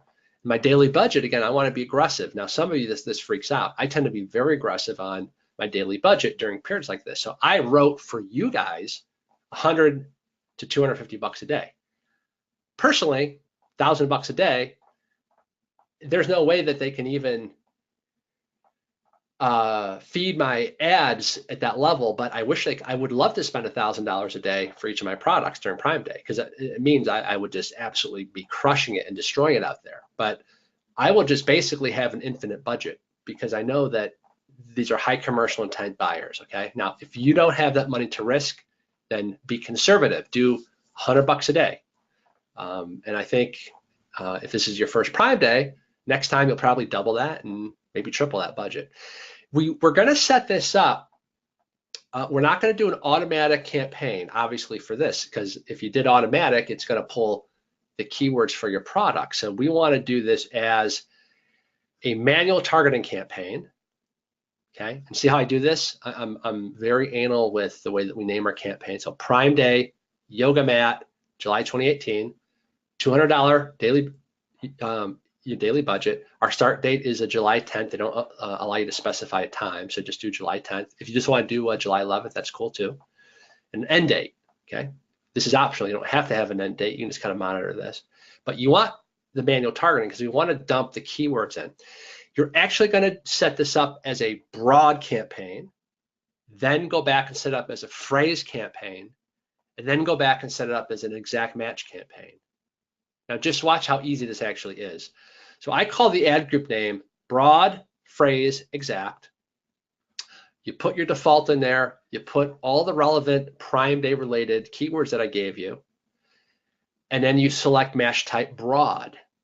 And then you're literally going to repeat, dump in that same keyword list, and this time change the phrase and click add. And then you're going to do the same thing again. Dump the same keywords, change this to exact, and click add these keywords, and that's all you have to do. Very simple. Just follow the SOP and use those those Prime Day keywords as a starting point. All right.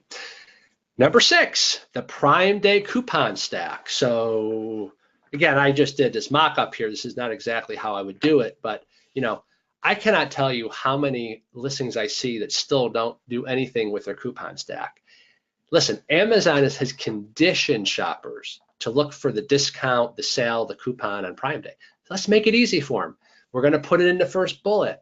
We're going to then run sponsored ad campaigns so they can, you know, they see our thing on Prime Day. And we're going to weave those Prime Day words into our listing so our listing gets triggered for those Prime Day keywords. And now we're going to give them some additional reasons in case they missed all of that. We're going to have a coupon stack. Oh, and we're going to use the word Prime Day in the second image. Like everything is speaking the language of Prime Day for the impulse buyer, right? So I would just, you know, do this section, something like Prime Day super sale today only, yada, yada, yada. You know, buy 2, save X, buy 3, save Y. You know, I didn't really edit this exactly, but I just wanted to remind you, all you have to do is rename the damn coupons. You know, just call them Prime Day. That's it. Okay. Homework, these 6 changes, they're fast and simple. It probably took me longer to teach this than for you to just implement. Get your sponsored ads Prime Day campaign loaded now. Sit back, make yourself a Mai Tai, sip on it while all that extra Prime Day money rolls in. By the way, I just want to mention something though. Don't spend it. Ben, what do you mean don't spend it? Isn't this why we're doing this? Well, I've always looked at Prime Day as a way to finance my upcoming holiday inventory. Okay, I highly recommend you do that. The reason why, I just want to remind you guys, so on my Google Calendar every July, I have an alert. It's an annual alert. It's repeated. I get like a pop-up in my Google Calendar, same time every July. It says, time to place your holiday reorders. Which I know for some of you newer to Amazon, you're like, huh? It's freaking July. You're like 5 months early. I know. But as you'll discover, especially with a strong economy, if you wait till August, you're too late. I mean, the holiday orders, especially with larger companies, they place them back in February and May or March. Okay, so July, really, you need to be in contact. You need to start that reorder negotiation. You need to lock things down so that by the end of July, you've already sent them the 25% deposit. So they are hustling up to get that done. If you're, it's different if you're going to ship by Air Express. I'll be the first to admit that, because you can get your goods in a week. But if you're doing any kind of volume, we ship by ocean freight. It can take, remember, everybody's trying to get their holiday goods in during the holidays. It can take sometimes a month and a half for your goods to arrive. So if it takes a month and a half for the goods to get finished because the factories are busy, and a month and a half for the goods to arrive, and then the ports are slammed and they always go on strike, you might barely make it. Trust me, I learned this the hard way. So July, is when you want to start placing your holiday orders, but I don't want to come out of pocket. So what I do is I reinvest all that Prime Day money. It's like found money anyway. And that's how we do it. It's a very, very capital efficient way to do it. Module 3, the gazelle strategy. Okay, I'm going to take a sip of water. And I'll actually just back up. Do you guys have any questions about the Prime Day stuff?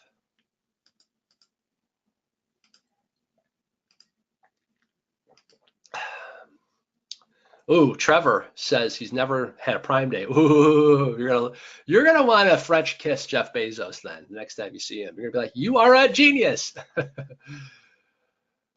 Scott's super pumped for Prime Day. Someone pointed out tomorrow is Flag Day. Okay.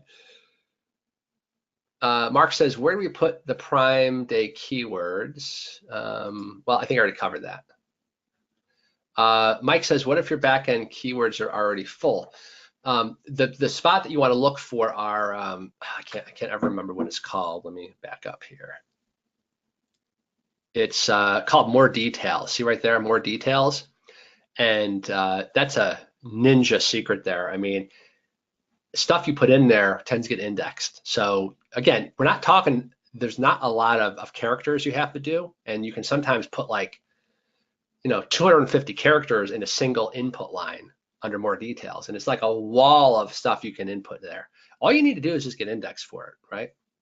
So that'd be my advice to you.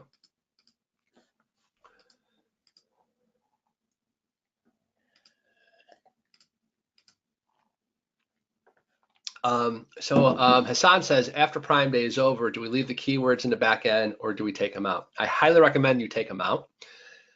Because I find that the more kind of stuff you have in your listing, it can kind of water down your listing and it impacts your conversion rate. So like, in other words, if somebody is just, I don't know, typing in some Prime related thing, like they're not even looking for Prime Day, your listing gets displayed, they're not going to buy because they're looking for like how to join Amazon Prime, if it's like after Prime Day. So no, you don't want to keep those in there. You don't want any false searches that will trigger your listing. And then now you're sending signals to Amazon that, oh, this listing actually isn't very relevant and we're gonna not keep them ranked. So you don't want to do that. Okay. The gazelle strategy. Is your mind full yet? I hope not, because this is kick-ass. Okay.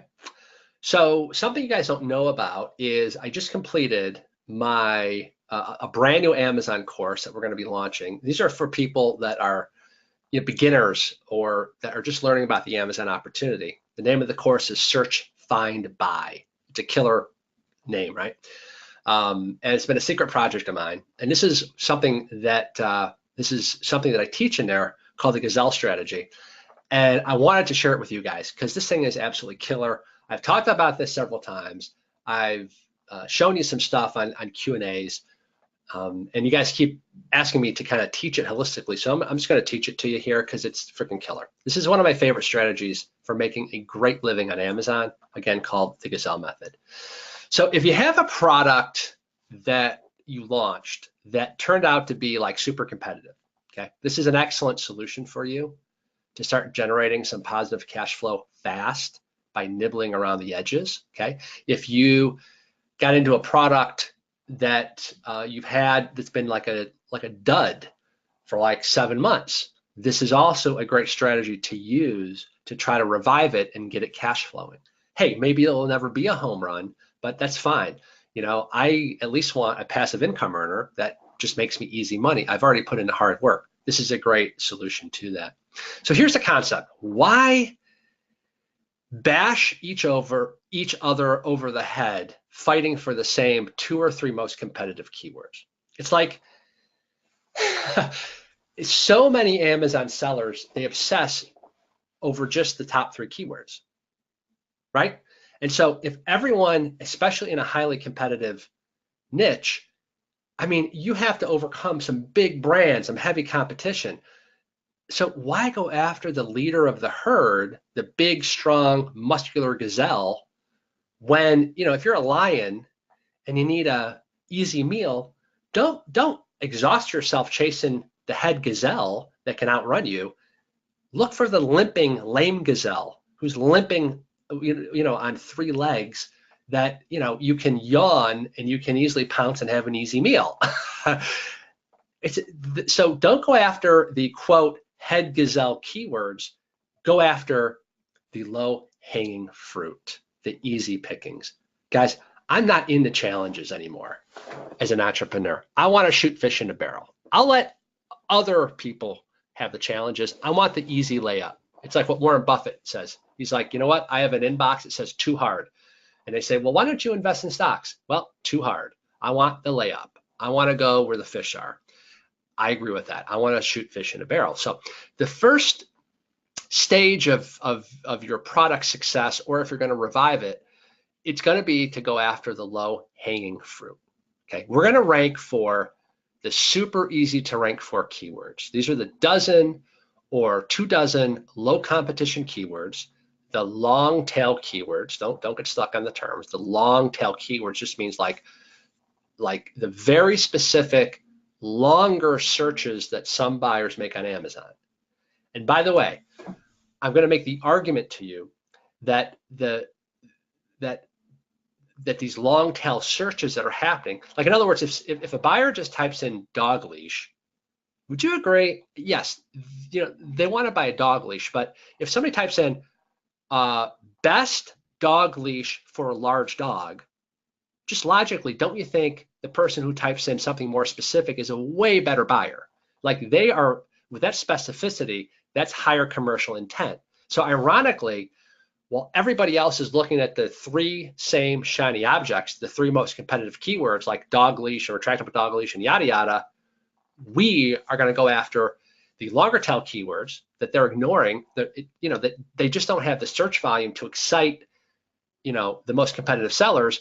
But when you total them all up, it gets incredibly exciting. They're super easy to rank for, and they just so happen to contain these searches a higher commercial intent. It's a better buyer. So the conversion rate for these longer tail keywords tend to be better. Because again, dog leash versus somebody who types in best dog leash for large dog, that second person is a better buyer. Wouldn't you agree? So this is a much easier, faster way to start cash flowing and also to make some great income on Amazon. So how do we do this? Well, here, I'll tell you what. It's just going to be easier way to show this to you. So we're using helium-10, all right? And actually, this is one of those things, it's just easier if I just dive right into it and just show you this, okay? All right, so let's go to Helium 10 magnet tool. This is the keyword research tool. Let's do burp cloths. Let's say we want to release burp cloths. How's that for a product? And here's what I do. Okay. So first thing I do is I sort exact phrase match high to low. Okay. So let's do that. Now, the first thing I do is I start to clean up this list because look, I'm going after burp cloths, but cloth diapers appear. So here's what you do. See this thing that says exclude phrases that contain? Let me just draw this so you make sure you see it right here. We're gonna go down this list and like eliminate diapers and brands like Hudson, and this is just a weird one. Okay, and then we're gonna click apply. So let's just do this right now so you can see how this works. So we're gonna do diapers, because right, we don't want to rank for that. We want burp cloths. Hudson, so we're gonna get rid of the brands. Cloud, Island. Let's just click apply real quick. Start to clean that up. Koala baby, so let's add koala. Koala. Lovable, that's a brand. Moon and back, so moon. I guess I'll do moon and back. You get the point. I would go through like the top 40 and clean up this list. Are you with me? So these are now the most relevant ones, the most important keywords. But look. Okay, so this has really good search volume, but over 10,000 competing products. So when you look at both in combination, this tool here called CPR Total Giveaways estimates how many units you'd have to give away to rank for this. 624, that's a lot, correct? So this is trying to compete and bashing your head in against everybody else who just wants to compete for burp cloths. So the lame gazelle strategy says a more conservative thing is to go up to this word count tool and dial in the long tail keyword. So we're going to increase this to 3. Let's see what happens. Look at this. Automatically, we go from over 600 to 152, and it gets lower. So if we want to rank for, and again, I would get rid of like Burt's Bees and Gerber. But and by the way, this guy's really smart. This guy has the Spanish keyword in here. That's brilliant, by the way. But look at this. So if you wanted to rank for baby burp cloths, it's getting 4,688 exact searches. Don't poo-poo that. This is exact searches. These are real people typing in something very specific, and you can rank by just giving away 144 units. Okay, does that make sense? So this is kind of the concept. Now, don't worry, I'll bounce back to this in a second, but that's how you do this. And I just want to show you this to reset your framework for the competition score. Remember last month I taught my revised picks and hops, where we now bring in everything over to Helium 10. A lot of you raved about the other variations for how to find product opportunities, like the whale hunting method and the elephant hunting method, where you go for like oversized, expensive products, or like low-hanging fruit method, things like that. But look, one of the things I taught is this competition score, because some of you get very freaked out. Like you say, Ben, how do I know if a product is too competitive for me or not? So we gave you this competition score continuum line here. We said that if in Helium 10 the CPR total giveaways is less than 150, generally speaking, it's going to be easy to rank. If it's between 150 to 500, that's medium competition. It's kind of like the sweet spot, okay? But if it's over 500 for your CPR total giveaway, it's very competitive. Well, look what we've done in one fell swoop here. We basically, look, it's just slightly above the easy to rank for. Now, here's what you're going to do. Now, again, just make sure you hear me. You wouldn't want to try to rank for Gerber, so get rid of that, or Burt's Bees. But if you take like the 20 to 40 here, and these are like low hanging fruit, easy to rank for keywords, but okay, remember, Burt Kloss, I think, had 32K of exact match searches, and that's what everybody else is trying to rank for. But if you add up all of these low hanging fruit, 5,000 plus almost 5,000 again, plus almost 5,000 again, if you did this for the 20 to 40 lame gazelle keywords, you're going to approximate very, very close to this anyway in totality. Are you with me? Now, let me just give you a shortcut. Ben, does that mean I got to give away 152 units to rank for this one, and then another 144 to rank for this one? No, not at all. So something like 80 or 85% of you own the AMZ Launchpad software, right? So, I mean, without the AMZ Launchpad software, admittedly, this is challenging to do. But since the vast majority of you already have the Launchpad, this is super easy for you to do. You just drop these 20 to 40 keywords into the AMZ Launchpad software. And what the software does is it evenly rotates the traffic. So it'll show, visitor number one, this super URL, and I'm not in public here divulging all the other secret sauce. There's some incredible other ranking juice that we pack into this. It's the most powerful ranking software out there, right? As you guys know, it'll evenly rotate the traffic though. So it'll sell this to visitor number one. Then it'll, for the second visitor, it'll ding this keyword. For the third visitor, it'll ding this keyword. For the fourth visitor, this. So it'll evenly rotate that traffic. So you don't have to give away like a million units.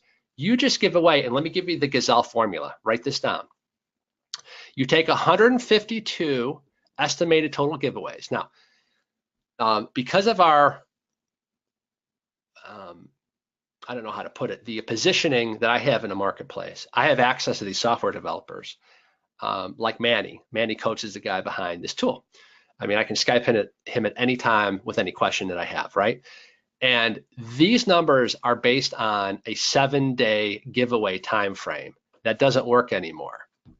14 days is now required. Now, don't write me an email and go, but Ben, we don't like that. Well, tough luck. It is what it is. Don't yell at me. If you want to rank on Amazon, you now have to stretch out your giveaway over 14 days. We have a saying when it comes to ranking, it is what it is, Don't break out the violin and play yourself a sad song. That won't make you any money. This will make you money. So basically, you take total CPR giveaways of 152, and we're going to multiply it by 2 because we're going to do this over 14 days. Are you with me? Okay, so let me hold on a second. Let me grab my cell phone calculator. I'm sure the more intelligent amongst you can do this in your head. I can't. 152, that'd be 304 total giveaways. Guys, that's to rank for all of these keywords. That is half the number that was required to rank for, what was it? Burp Kloss, right? So 304. And you divide this over 14 days. Are you with me? So divide it over 14 days. That'd be, all you got to do is give away 28 units a day using the Launchpad. And you dump in those 20 to 40 keywords. It builds the super URL and the supernova URL and the pulse signal and all that stuff, and it evenly rotates that traffic.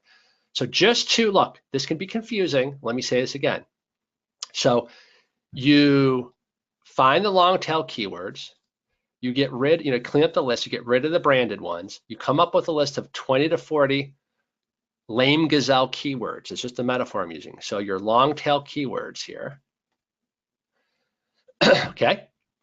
You only need to look at kind of the worst case scenario. So like, these are much lower than 152. So I just take, hey, of the long tail keywords I'm going to target, what's like the most competitive of these? Well, it's this one because it's estimating I have to give away 152 units. So all I have to do is I take 152 units, I multiply it by 2, and then I divide by 14, and that gives me 28 units a day to give away. The Launchpad evenly rotates the traffic, right? So that you rank.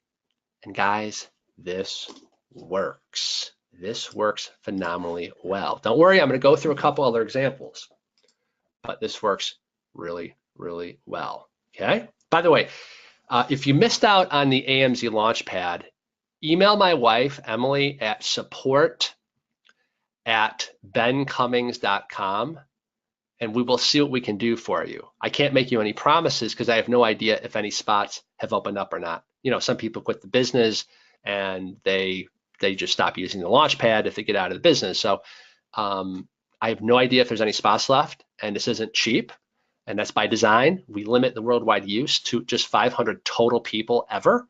And that's not marketing hype. That's a tiny fraction of a tiny fraction of a tiny fraction of the 2 million Amazon sellers. We want this exclusive for a reason. This is like my secret weapon. So, you know, again, the vast majority of my fast trackers are already, you know, AMZ Launchpad members.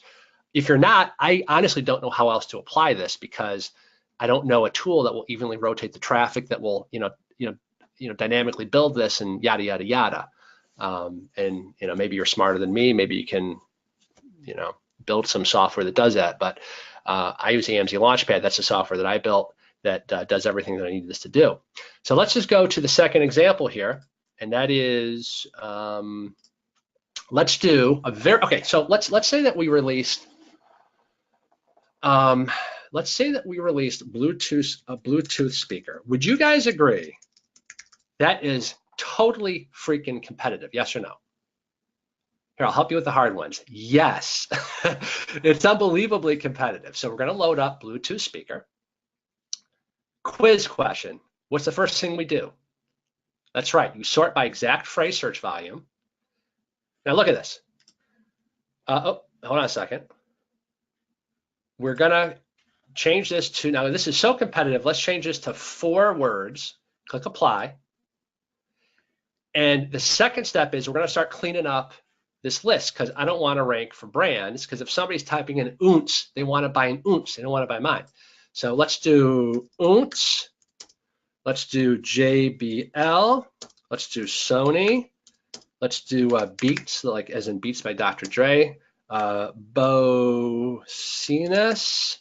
Anchor. Those are just the ones I see. Click apply. There might be others, but in the real world, if I wasn't doing this live, you would do this.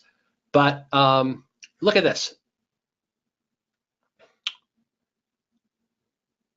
Here, I'm going to open up a separate browser. I just want to show you something real quick here.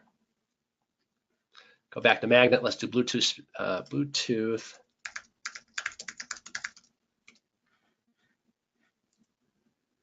Uh-oh, I might have messed something up. Bluetooth speaker. I have like 2 versions of this going. Let's see if it'll. All right, there we go. Okay. Okay. So if you didn't, whoops.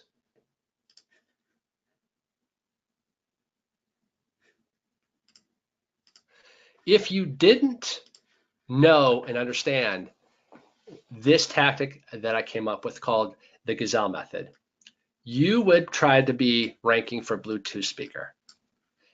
Look at the competition level. Has 124 exact monthly searches, over 30,000 competing products, and you'd have to give away 1,500 times 2. Remember, this is based on a 6-day giveaway. I've proven that it now takes 14 days. You're talking like over 3,000 units you'd have to give away if you're going to beat yourself over the head. I would never do that. I don't want to do that. So I would change this to 4-word phrases, get rid of the brand names, and look at, I've cut this into a fraction of that, starting at 632. Now that might still be too much. So maybe I start mine like right here, okay? So again, I'm going to take my worst case scenario of the bunch, which is 488. And I'm going to rank for all of these now, the 20 to 40 keywords that are the low-hanging fruit, like waterproof speaker Bluetooth, outdoor Bluetooth speakers, waterproof wireless, right? These are easy to rank for compared to the short tail keywords. Now here's the interesting part. Most of these long tail keywords, once I start ranking for them, what do they all contain, or most contain? The short tail keyword. Bluetooth, speakers, Bluetooth, speaker. Interesting. Ben, are you saying that over time, when you start getting traction and generating full price sales for longer tail keywords, since they're easy to rank for, you actually start ranking for the shorter tail keywords over time? That's exactly what I'm saying. Okay, so how do we calculate the number that we give away? You take your worst case scenario one you're going to start with, Bluetooth speaker portable wireless, and you use that as the benchmark for how many total giveaways you're going to, rotate the traffic through here. So you take 488 units times 2. Grab my calculator again. 488 times 2, 976. Again, it is what it is. This is super competitive, so don't write me an email. Ben, it's a lot. Well, I agree it's a lot. I mean, this is super competitive. Divided by 14, so you have to give away 69 units a day. Just so you know, if you did this and you had a good product, you only have to give away 69 units a day, and you'd be ranking for one of the most lucrative niches on Amazon, okay? Now, guess what? Look at this traffic. This is nothing to sneeze at, right? I mean, this is tremendous traffic. In fact, let me bring up a little spreadsheet. So let's go back here. I just want you to grasp this concept. If you were to rank for the most competitive keyword, that keyword alone generates 124,000, but you have to give away over 3,000 units just for that one. Super duper duper competitive, okay? But check this out. If we go after the low hanging fruit keywords, I just downloaded, I exported the data for these. So these are the long tail keywords that you saw. If I go down to like 40, let's say we rank for these, look at this. This total traffic is 296,000 exact matches. Do you grasp that? And this is for the low-hanging fruit. So like, see this one, it says portable speaker with aux input, okay? Right? 1,900 searches. Are you with me on this? So the lame gazelle strategy works, okay? Now let's say we didn't want to, since we're going to skip that super competitive one, let's do, I don't know, let's start with this one. So so the CPR total giveaway is 488. Let's start with that one, and let's go down 40 from there. You're still just shy of 200,000 monthly exact searches for arguably higher commercial intent searches and buyers. If the hair on the back of your neck isn't standing on end, if I didn't just ruin your sleeping patterns, you better get your pulse checked, okay? This is exciting stuff, at least to me. Maybe I'm weird, I don't know. Okay, let's do this again. Let me just go whey protein. That's a pretty competitive thing. Would you agree? Whey protein? Oh my God, you're doing battle with huge companies here. This is a recurring order product. If you could rank, you'd probably crush it. But let's search by exact phrases. And holy crap, this is even more competitive. We'd have to give away over 4,000 units, that crazy, to rank for protein powder. And actually, both of these are super, like whey protein is also super competitive. And that's because look at the search volume, but look at how much competition. So let's let the dummies, bash themselves over the head till they're bloody, and let's shoot the fish in the barrel, shall we? So what, okay, quiz question. Okay, type in the box, what's the first thing we do? If we want to execute the gazelle method, what's the first thing we do? Just somebody, please type something in there. Exactly. Yep. John, Dave, yep, you guys are right. You guys sort by exact phrase search volume, but what's this thing we do next? Change the word count. Yep, Deborah, you nailed it. So this is so competitive, I don't know, let's do 4. We want 4 words for the keywords. Okay, so you guys understand when I type 4, it'll only display the 4, like this is for Optimum Nutrition Whey Protein. Now this is a brand, but so we're gonna click apply. So we're only now displayed the Lame Gazelle keywords. Now they still might be too competitive. Now, what's the next step? What's the next thing that we do? The brands, exactly. You exclude the phrases that aren't relevant. So it could be a word like diapers, like that didn't pertain, or in this case, it's going to be brand. So we got Optimum, and there's a lot of brand names. We'll do Optimum. And again, I would spend more time in the real world doing this. Gold Standard, that's the brand. Syntha 6, Body Fortress. I might be misspelling these, but BSN Syntha 6. What a name. Muscle Farm. So we'll do farm. Ascent Native. Okay. So let's now look. I would take my time in a real world here. Like, this is such a guy-oriented niche. Like MP Combat, blah blah blah Syntha. Like we're gonna build our muscles so big and lift weights so heavy our arms fall off, right? Let's do MP Combat here. All right, MP Combat, the real macho brand of whey protein. All right, so you guys get the point. Look at how this has automatically dropped our giveaway count. And look at this is great. Protein powder for women. Is that not a fantastic keyword phrase to rank for? We only have to give away, again, this is just a guesstimate, but it's based on exact search phrase and number of competing products.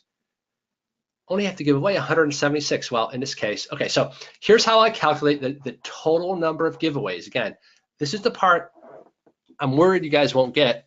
We're going to take the 20 to 40 long tail keyword phrases. We're going to dump those into the AMZ Launchpad, right? And it's going to evenly rotate that traffic, but we're only going to give away a total of 176 times 2 divided by 14 days. So in this case, the number of giveaways in the Launchpad we'd plug in would be 176 times 2 divided by 14. Guys, we only have to give away roughly 25 units a day. Now, are you gonna sell as much as if you just try to rank for the uber most competitive keyword? No, of course not. But look, here's what you're all missing. When you add up all these low-hanging things that you're now ranking for super easily because they're long tail keywords, let's look it up. Whey protein. Let's see. Now, look, I didn't clean up this list. It still has some of the brand names in there. But look, you guys get the point. If we did the top 40, guys, 98,000, here's the total, 98,000 monthly exact search. The number one most competitive keyword has 136,000. By using the Lame Gazelle, we almost have that many, and arguably, these are higher commercial intent. If somebody's typing in whey, protein, yada, yada, nutrition, bad example, but you guys get the point, that's a better buyer, okay? Now, here's why this works, okay? Why does this help you to stick the ranking? Here's why. If you try to rank for 20 to 40 keywords, you're not gonna rank page 1 for all of them. This is not reality, but for a lot, you will rank. But now you're getting real full price sales coming in every single day, making you real money and real profits and getting you a positive cash flow quickly and for a very competitive product. You guys see this? Now Amazon's algo is going to say, oh, he's ranking for all these keywords now, and he's generating all these full price sales for this diverse set of keywords. You see, now there's a real basis to remain like cemented into those ranking positions, because now there's a real sales foundation for keeping you there. All right, so This will be a game changer for some of you. There's a lot on this webinar that's going to be game changer for you, right? The compressed time concept, that's like a new cornerstone concept in Fast Track, the 72-hour work week. The Prime Day 10 bagger tactics, that's going to make you a ton of money. This is going to make you a ton of money. I honestly, in order of execution though, now, Ben, what do I work on my deep work days? This stuff. This is the stuff, right? This is the stuff. This is like, as close to the money as it gets. So as far as like execution time frame, depending on what your schedule looks like, I would probably tackle this first. Get ranked for the low-hanging fruit keywords immediately. Load these into the launch pad, and get cracking at this so that you're now highly visible during Prime Day. I mean, can you imagine the impact? Then, obviously, before Prime Day, you're going to execute my Prime Day 10 bagger stuff. It's going to have a multiplication effect. All right. All right. We are, if you can believe it, guys, this is like the gift that keeps on giving. We're not even done yet. Okay. Oh, and by the way, I just gave you in the slides here just a quick little checklist of how to do this. So you can see it right there. Okay. And these are some examples, just so you can see. All right. We're going to skip the Q&A because we're a bit long in the tooth, as they say today. Don't forget, we have a Q&A session happening on Tuesday. If you have a pressing question, hop on there and we'll chat about it. I want to end with our advanced supplier tactics. Why is this needed? I'll tell you why, because I see a lot of you still making mistakes with suppliers. And I'm sounding like I'm like wagging my finger like, oh, you guys are making mistakes. I know, because I made these same mistakes. Okay, I'm right there with you. So what I find or found as I've reviewed this, again, using the 80-20 filter, right? Because in business, the 80-20 filter can apply to problems. Hey, what are the 20% of problems that are reoccurring 80% of the time? And I noticed in the area of our inventory that there were really just 4 primary problem areas that I had to fix, that I had to put in systems. First was managing orders from suppliers. Second was like shipping issues, just the process of getting stuff inspected and instructions that were more clear to get the goods to my warehouse. The third bucket, there were reorder issues. And the last bucket was inventory management, okay? So look, once we solved these 4 buckets, we eliminated like near 100%, like 90% of our manufacturing issues, okay? Just by putting the focus, this 80-20 focus on these 4 areas. So now look, this is definitely not like one of those quote sexy topics like the Gazelle method or like the 72-hour work week, but this is vital. So this falls in, under the realm of, this is an operational part of the business. This is like operations. So you as CEO, you shouldn't be doing this stuff. You would hand off these templates I'm going to give you to a VA or an employee that's going to handle the operations part of your business for you. This is not like the $1,000 per hour type of task. Now, initially, I get it. If you're starting a business, you're the one who's going to have to do it. But I'm going to now hand you the systems that we use internally that fix all these problems for us. And now all you really have to do is you have to just train somebody that you trust, a VA or employee, and you can offload this permanently. This is not like stuff that needs that needs to be done by the CEO, which is you. Let's tackle inventory management issues first. This is the biggest issue, at least that I see from you guys. It's like, how do we know how many units to ship into FBA so we're not getting killed on the fees? I call this our just-in-time process. This is this just-in-time concept was pioneered by Walmart in the 80s and 90s, where now this sounds obvious, but they were the first retail company in history that would have some integrated software that every time a cashier scanned a Kleenex box, it would put through not only the order into the system for the customer, right, saying, oh, you just bought a Kleenex, you owe us $1.50, but it would also simultaneously behind the scenes put this into their inventory management system so that they didn't have to like guesstimate how many boxes of Kleenex to ship out next week. They would actually have a just-in-time record. Oh, that store sold, 3 cartons of Kleenex. So next week, let's ship them 3 cartons. And they call it the just-in-time process. It saved them an exorbitant amount of money because now they don't have to guess. They don't have to, build out extra warehouse space for all this excess inventory. So this is kind of my caveman version of this just-in-time process. So here's where I'm going with this. We wanted to store the bulk of our inventory at a third-party warehouse. I've talked about this extensively elsewhere in Fast Track. Like, in other words, I don't want to store every single unit in FBA because the long-term storage fees are just atrocious. Plus, I don't want to lose control of my inventory. Amazon makes mistakes. I've had inventory literally just lost, gone missing, and it takes them like several weeks to even find it. It's crazy, right? But, hey, stuff happens in business. I want ironclad control of my inventory.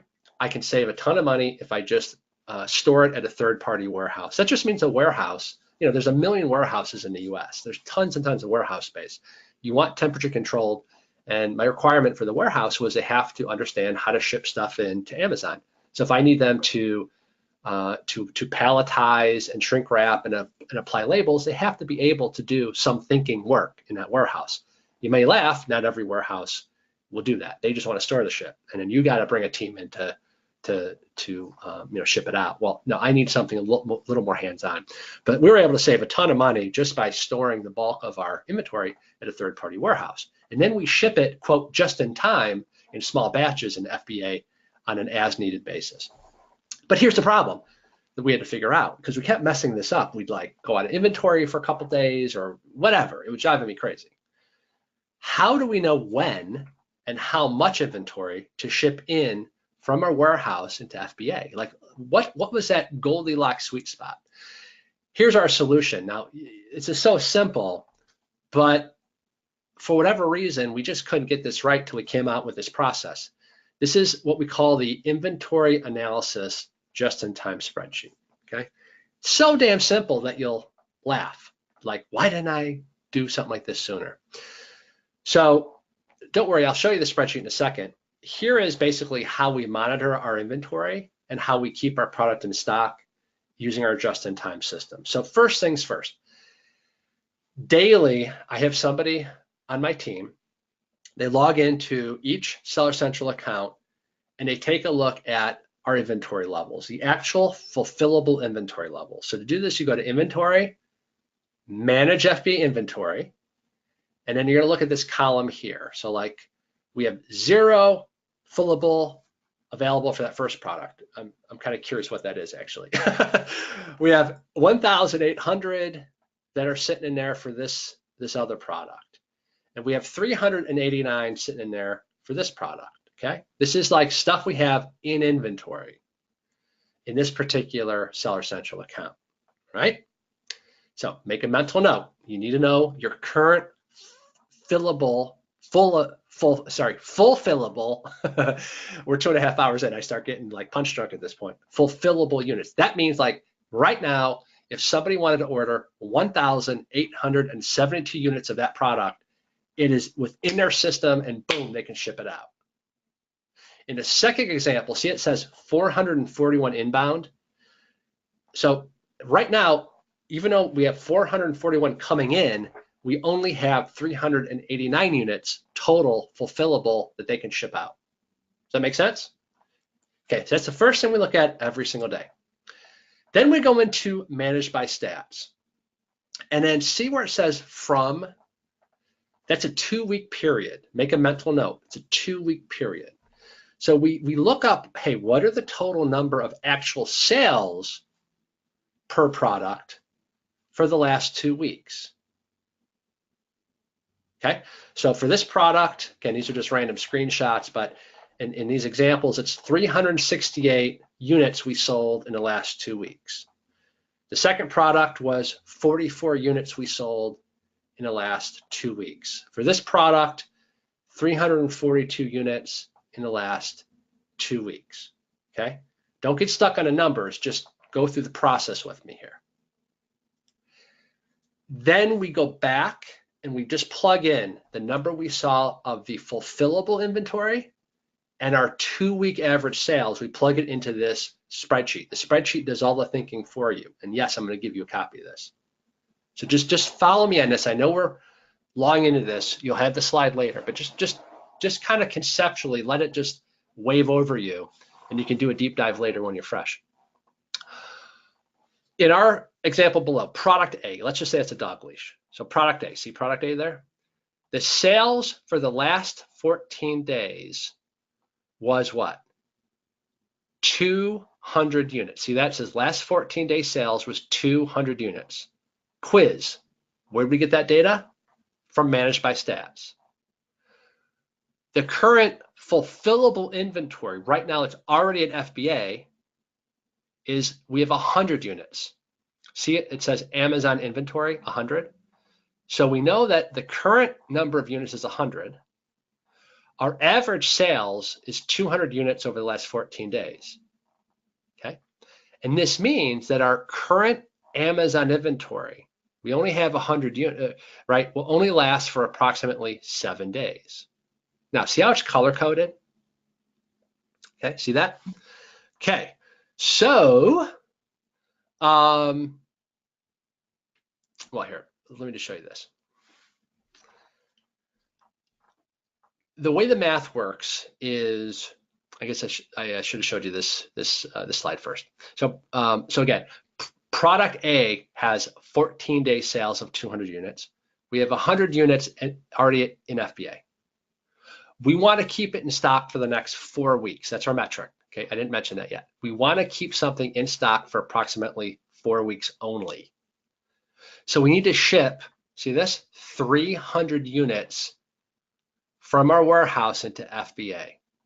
So here's how the math works. You have 14-day sales of 200 units times 2, because we're going to translate this into how many units to keep this in stock for a month. So it's 400 sales per month minus the 100 units we already have in. So ding, ding, ding, we got to ship in 300 units from our warehouse into FBA. Just look at this later. That'll be clear to you. Now, see the color codes? The colors happen automatically. Okay? The color happens automatically. Okay? Let me just show you the spreadsheet so you'll understand what I'm saying. And there's some instructions on the bottom. So green, so again, if your staff person is doing this for you, green means you don't have to do anything. Your green means go. You don't have to ship in any more inventory for now.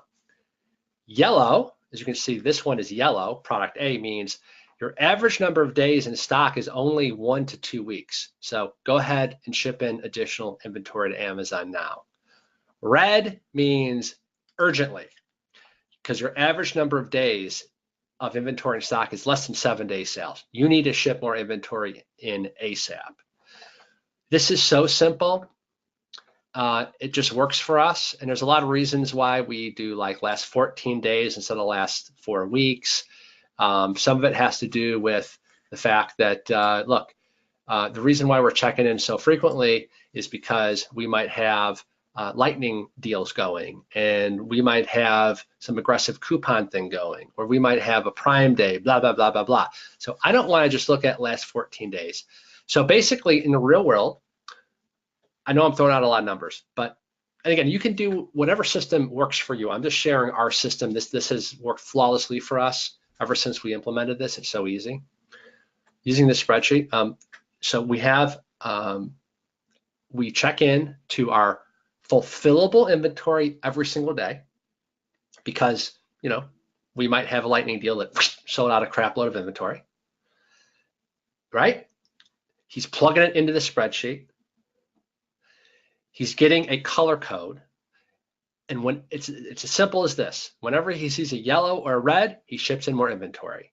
And all he's got to do is he looks at the number of units to ship in And he does that, and he's off to the races. And practically speaking, what he does is he will usually, unless it's one of our best-selling items, he'll just print out the UPS ground shipping labels, the wonderful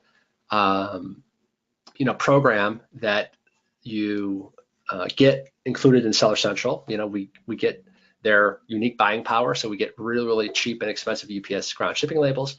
We just email those to the warehouse, and they just slap them on to whatever, 5 cartons. They call UPS, and boom, it's done. If it's like one of our better selling home run products, oftentimes we'll ship it by LTL, less than truckload. And in that case, we just send the palletized instructions. It just really depends on how much units you're selling. All right. So that solved that major capacity problem that we were having. The second bucket we need to fix was reorder issues. You guys probably remember me talking about this. This was one of a quote learning lesson of mine. So we had ordered about 3,000 units, I think it was, of this hand blender. I knew it was going to be a home run, and it was from a factory that we had initially thought manufactured these all day long, but turns out this is the first time this factory had ever done a hand blender, which is a problem. It's something you plug into the wall. There's USA kind of specifications, etc. Well, it was a freaking hand blender fiasco because 3,000 units, mind you, were pumped. We launch, and all of a sudden, the person handling my support desk contacts me and says, "Hey Ben, somebody plugged it in, and the spinning blade part that flew off." I'm like, "Huh? Yeah, that flew off." I go, "Oh, holy crap! Send them 2 more. Tell them we're sorry and thanks so much, and thank God that nobody got hurt." All of a sudden, I get 3 more urgent messages from my person handling support. "Hey Ben, 3 more people said the blade, this fast spinning, super sharp blade, flew off." I literally break out into sweats and I'm panicking because this can kill somebody or maim somebody. So it wasn't a money issue for me. I was legitimately freaking out. I didn't want anybody ever to be harmed by one of my products. Well, it was a long and very expensive learning lesson. I had to pay Amazon to destroy these products, 3,000 units of this hand blender down the tubes. I vowed never to let this happen again, so I instituted what is called AQL standards. Now, this might be review for some of you, but I just want to show this. And now, moving forward on every single PI, every single pro forma invoice that we get, we insist in writing we're going to have some of the details. For us, it sounds like this. The quality level of products must be the same as the approved sample and previous order. Same materials must be used. Why do you think we put that in there? Well, I had another fiasco where somebody who sent us a sample, they made the first time that they produced the product, it was fantastic. We placed a reorder, and then they kind of swapped out the more durable plastic for some cheap crap. So I learned my lesson. That's going in writing. Then it says AQL standard represents 0% critical, 1% major, and 2.5% minor. So AQL, don't worry, I'll spell this out. It means acceptable quality level. And so just the fact of you putting this in there oftentimes results in higher quality because they know you know what you're doing. Unless you're a player, if you're a rank amateur, you don't even know these expressions. But the fact that you require this in writing, they go, "Oh crap, we better not mess with their order." They're more careful with it. This alone was curative. But then we do a China inspection service, and they know that. So then we say, in case of a failed result on the inspection, the goods will need to be fixed or replaced at the supplier's cost. And then we specify what happens if it does fail. A second inspection will be required, and a $109 fee for the reinspection will be split, and it will be deducted from the final payment. The last thing that I had to learn the hard way is I put the due date in writing. All goods will be finished and ready for inspection by yada yada date. Let's go over the AQL standards because again, I've covered this elsewhere. I just wanted to bring this back to your attention because I still find a lot of you aren't using this. So AQL, acceptable quality level, it's basically the worst tolerable average number of defects that you'll accept. So they basically, when you hire a China inspection service, they inspect every nth unit. They don't literally inspect every single unit. Like if you order 10,000 units, they're not going to sit there and unwrap 10,000 units and go, yep, I found 5. No, they're gonna do every 8th unit, right? Because that's an acceptable sort of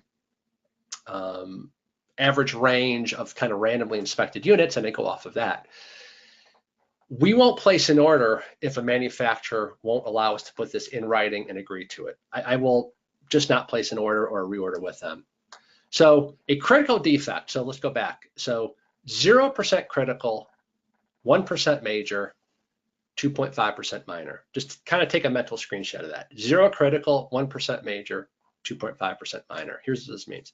So 0% critical, that means like a just unusable product. So this is like a product that just is like dead on arrival. We don't accept any of those, sorry. So if we discover one of those, that's a problem, right? So major defects are scratches that are like noticeable, or smudges on a product. So these are products that just kind of look used or beat up or in rough shape. These are the type of defects that people will give you a 1-star slam on Amazon for. And then minor defects are like a small scratch on the bottom. It might be a product box, like product packaging slightly bent. So again, 0% critical, 1% major, and 2.5% minor. And then before I release the final payment, we always, even for reorders, we hire a China inspection service. Just to paraphrase, well, to quote from the book called The Richest Man in Babylon, trust in Allah, but tie up your camels. Yes, we have vendors we've worked with for 5 years now, and we still hire a China inspection service. I want them to know we're fair, we pay fast, we pay on time, but we're not to be messed with. We will hold your feet to the flame every single time. And this is how we have eliminated so many of our problems. So this is the service we use. It's Global Inspection. You can see their strange URL there, but for the full inspection for new orders, we order the full inspection. They actually physically send somebody to the factory. It's just 115 bucks, and they document everything in a PDF for you. For reorders, we use the final random inspection for 100 bucks. And the bottom line, folks, if the AQL standard fails, that manufacturer will be hearing from us. They are required to make corrections. You got to fix those products. And then we split the cost for another reinspection. And we just keep going. I'm not releasing final payment till it meets those quality standards. They knew it, and I knew it before we commenced with that order. Does that make sense? Now, reorder issues part 2. Let me give you my secret weapon. The use of text expander. This is, it works for both Mac and PC. This is killer. Everybody on my team uses this. This basically injects some snippets of text into emails or documents using short codes that you create, okay? So for example, like you see here, if I type in AALI1, like real quick on my keyboard, AALI1, it injects our supplier email instantly. Here, I'll just show you this. This will blow you away. Let me close this. Okay, watch this. AALI1, boom. See that?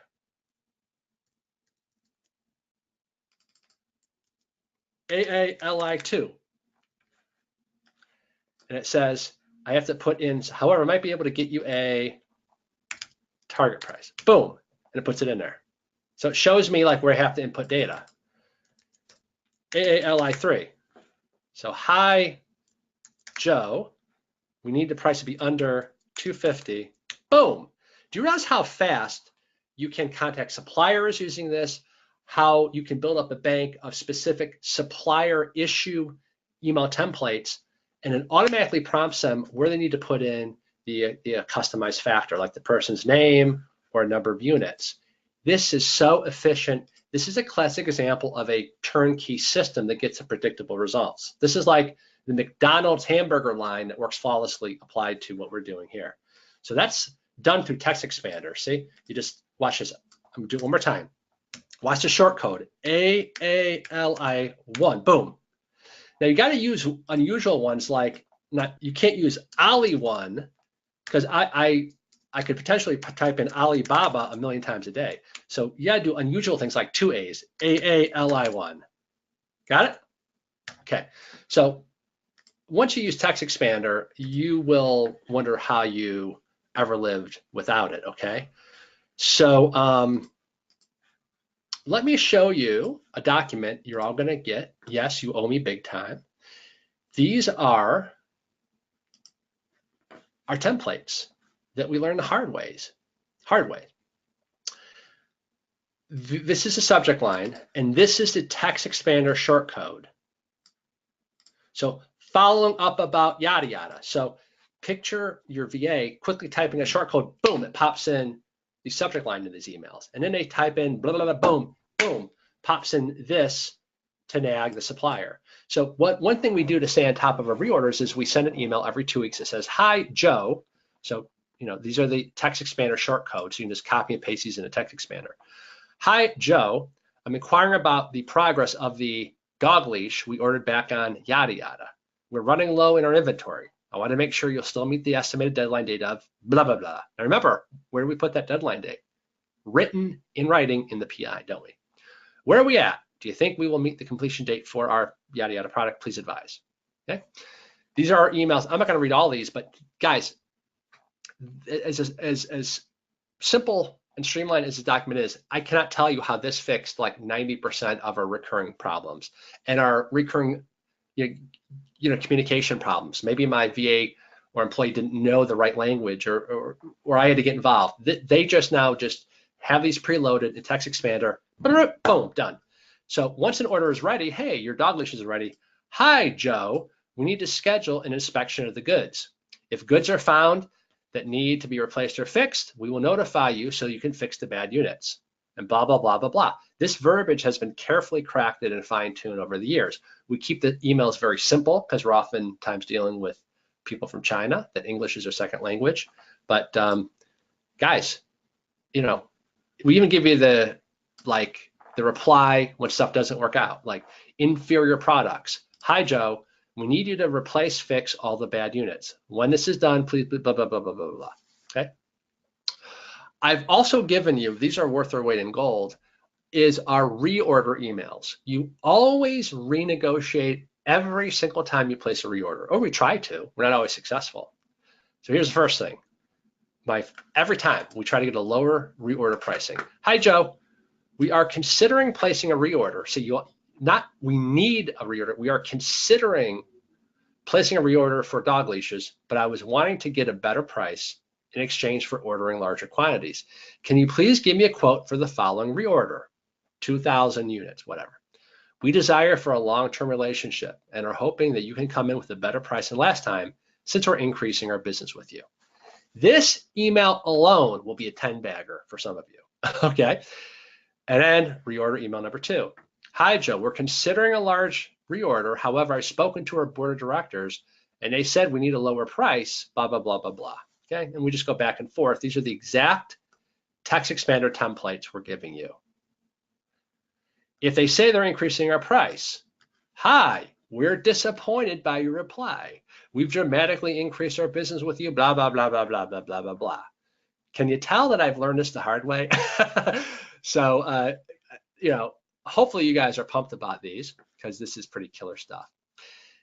The final bucket are the logistics, the shipping, the managing order issues. And again, I want to show you the templates that fix 90% of those issues. It's in the same document under the title Shipping and LTL Template. So how many of you have wanted to, let's say you're low on inventory and you have Prime Day coming up. So you don't want to ship 5,000 units by Air Express, you'll go broke.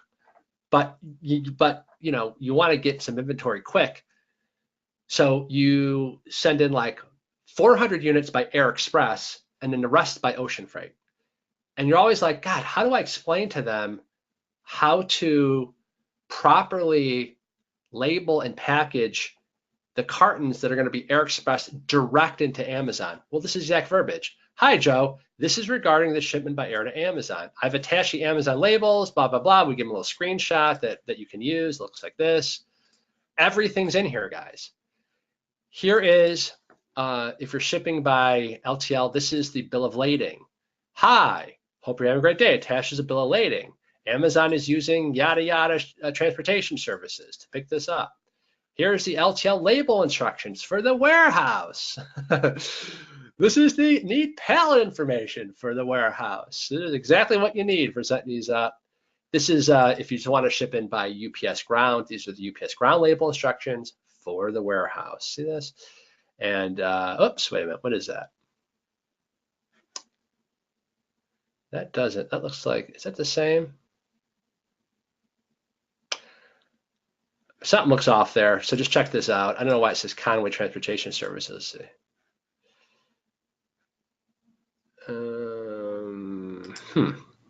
Well, yeah, this might be a repeat because this is LTL. But anyway, here's the UPS thing right here. Ship by UPS ground. UPS ground pickup for dog leashes. Hi, we're going to be shipping our blah, blah, blah, blah. All right, guys, this is like 5 years into making. This is ripped right from a 7-figure Amazon business, our own. This is my solution to solving the vast majority of my supplier problems I've had over the years. I really, really hope you like this. So let's just wrap up this rather epic fast track webinar. Would you guys agree this is like an epic one? Yeah. So we just covered a ton of amazing Amazon tactics. So what should you do next? I always suggest you guys keep it simple.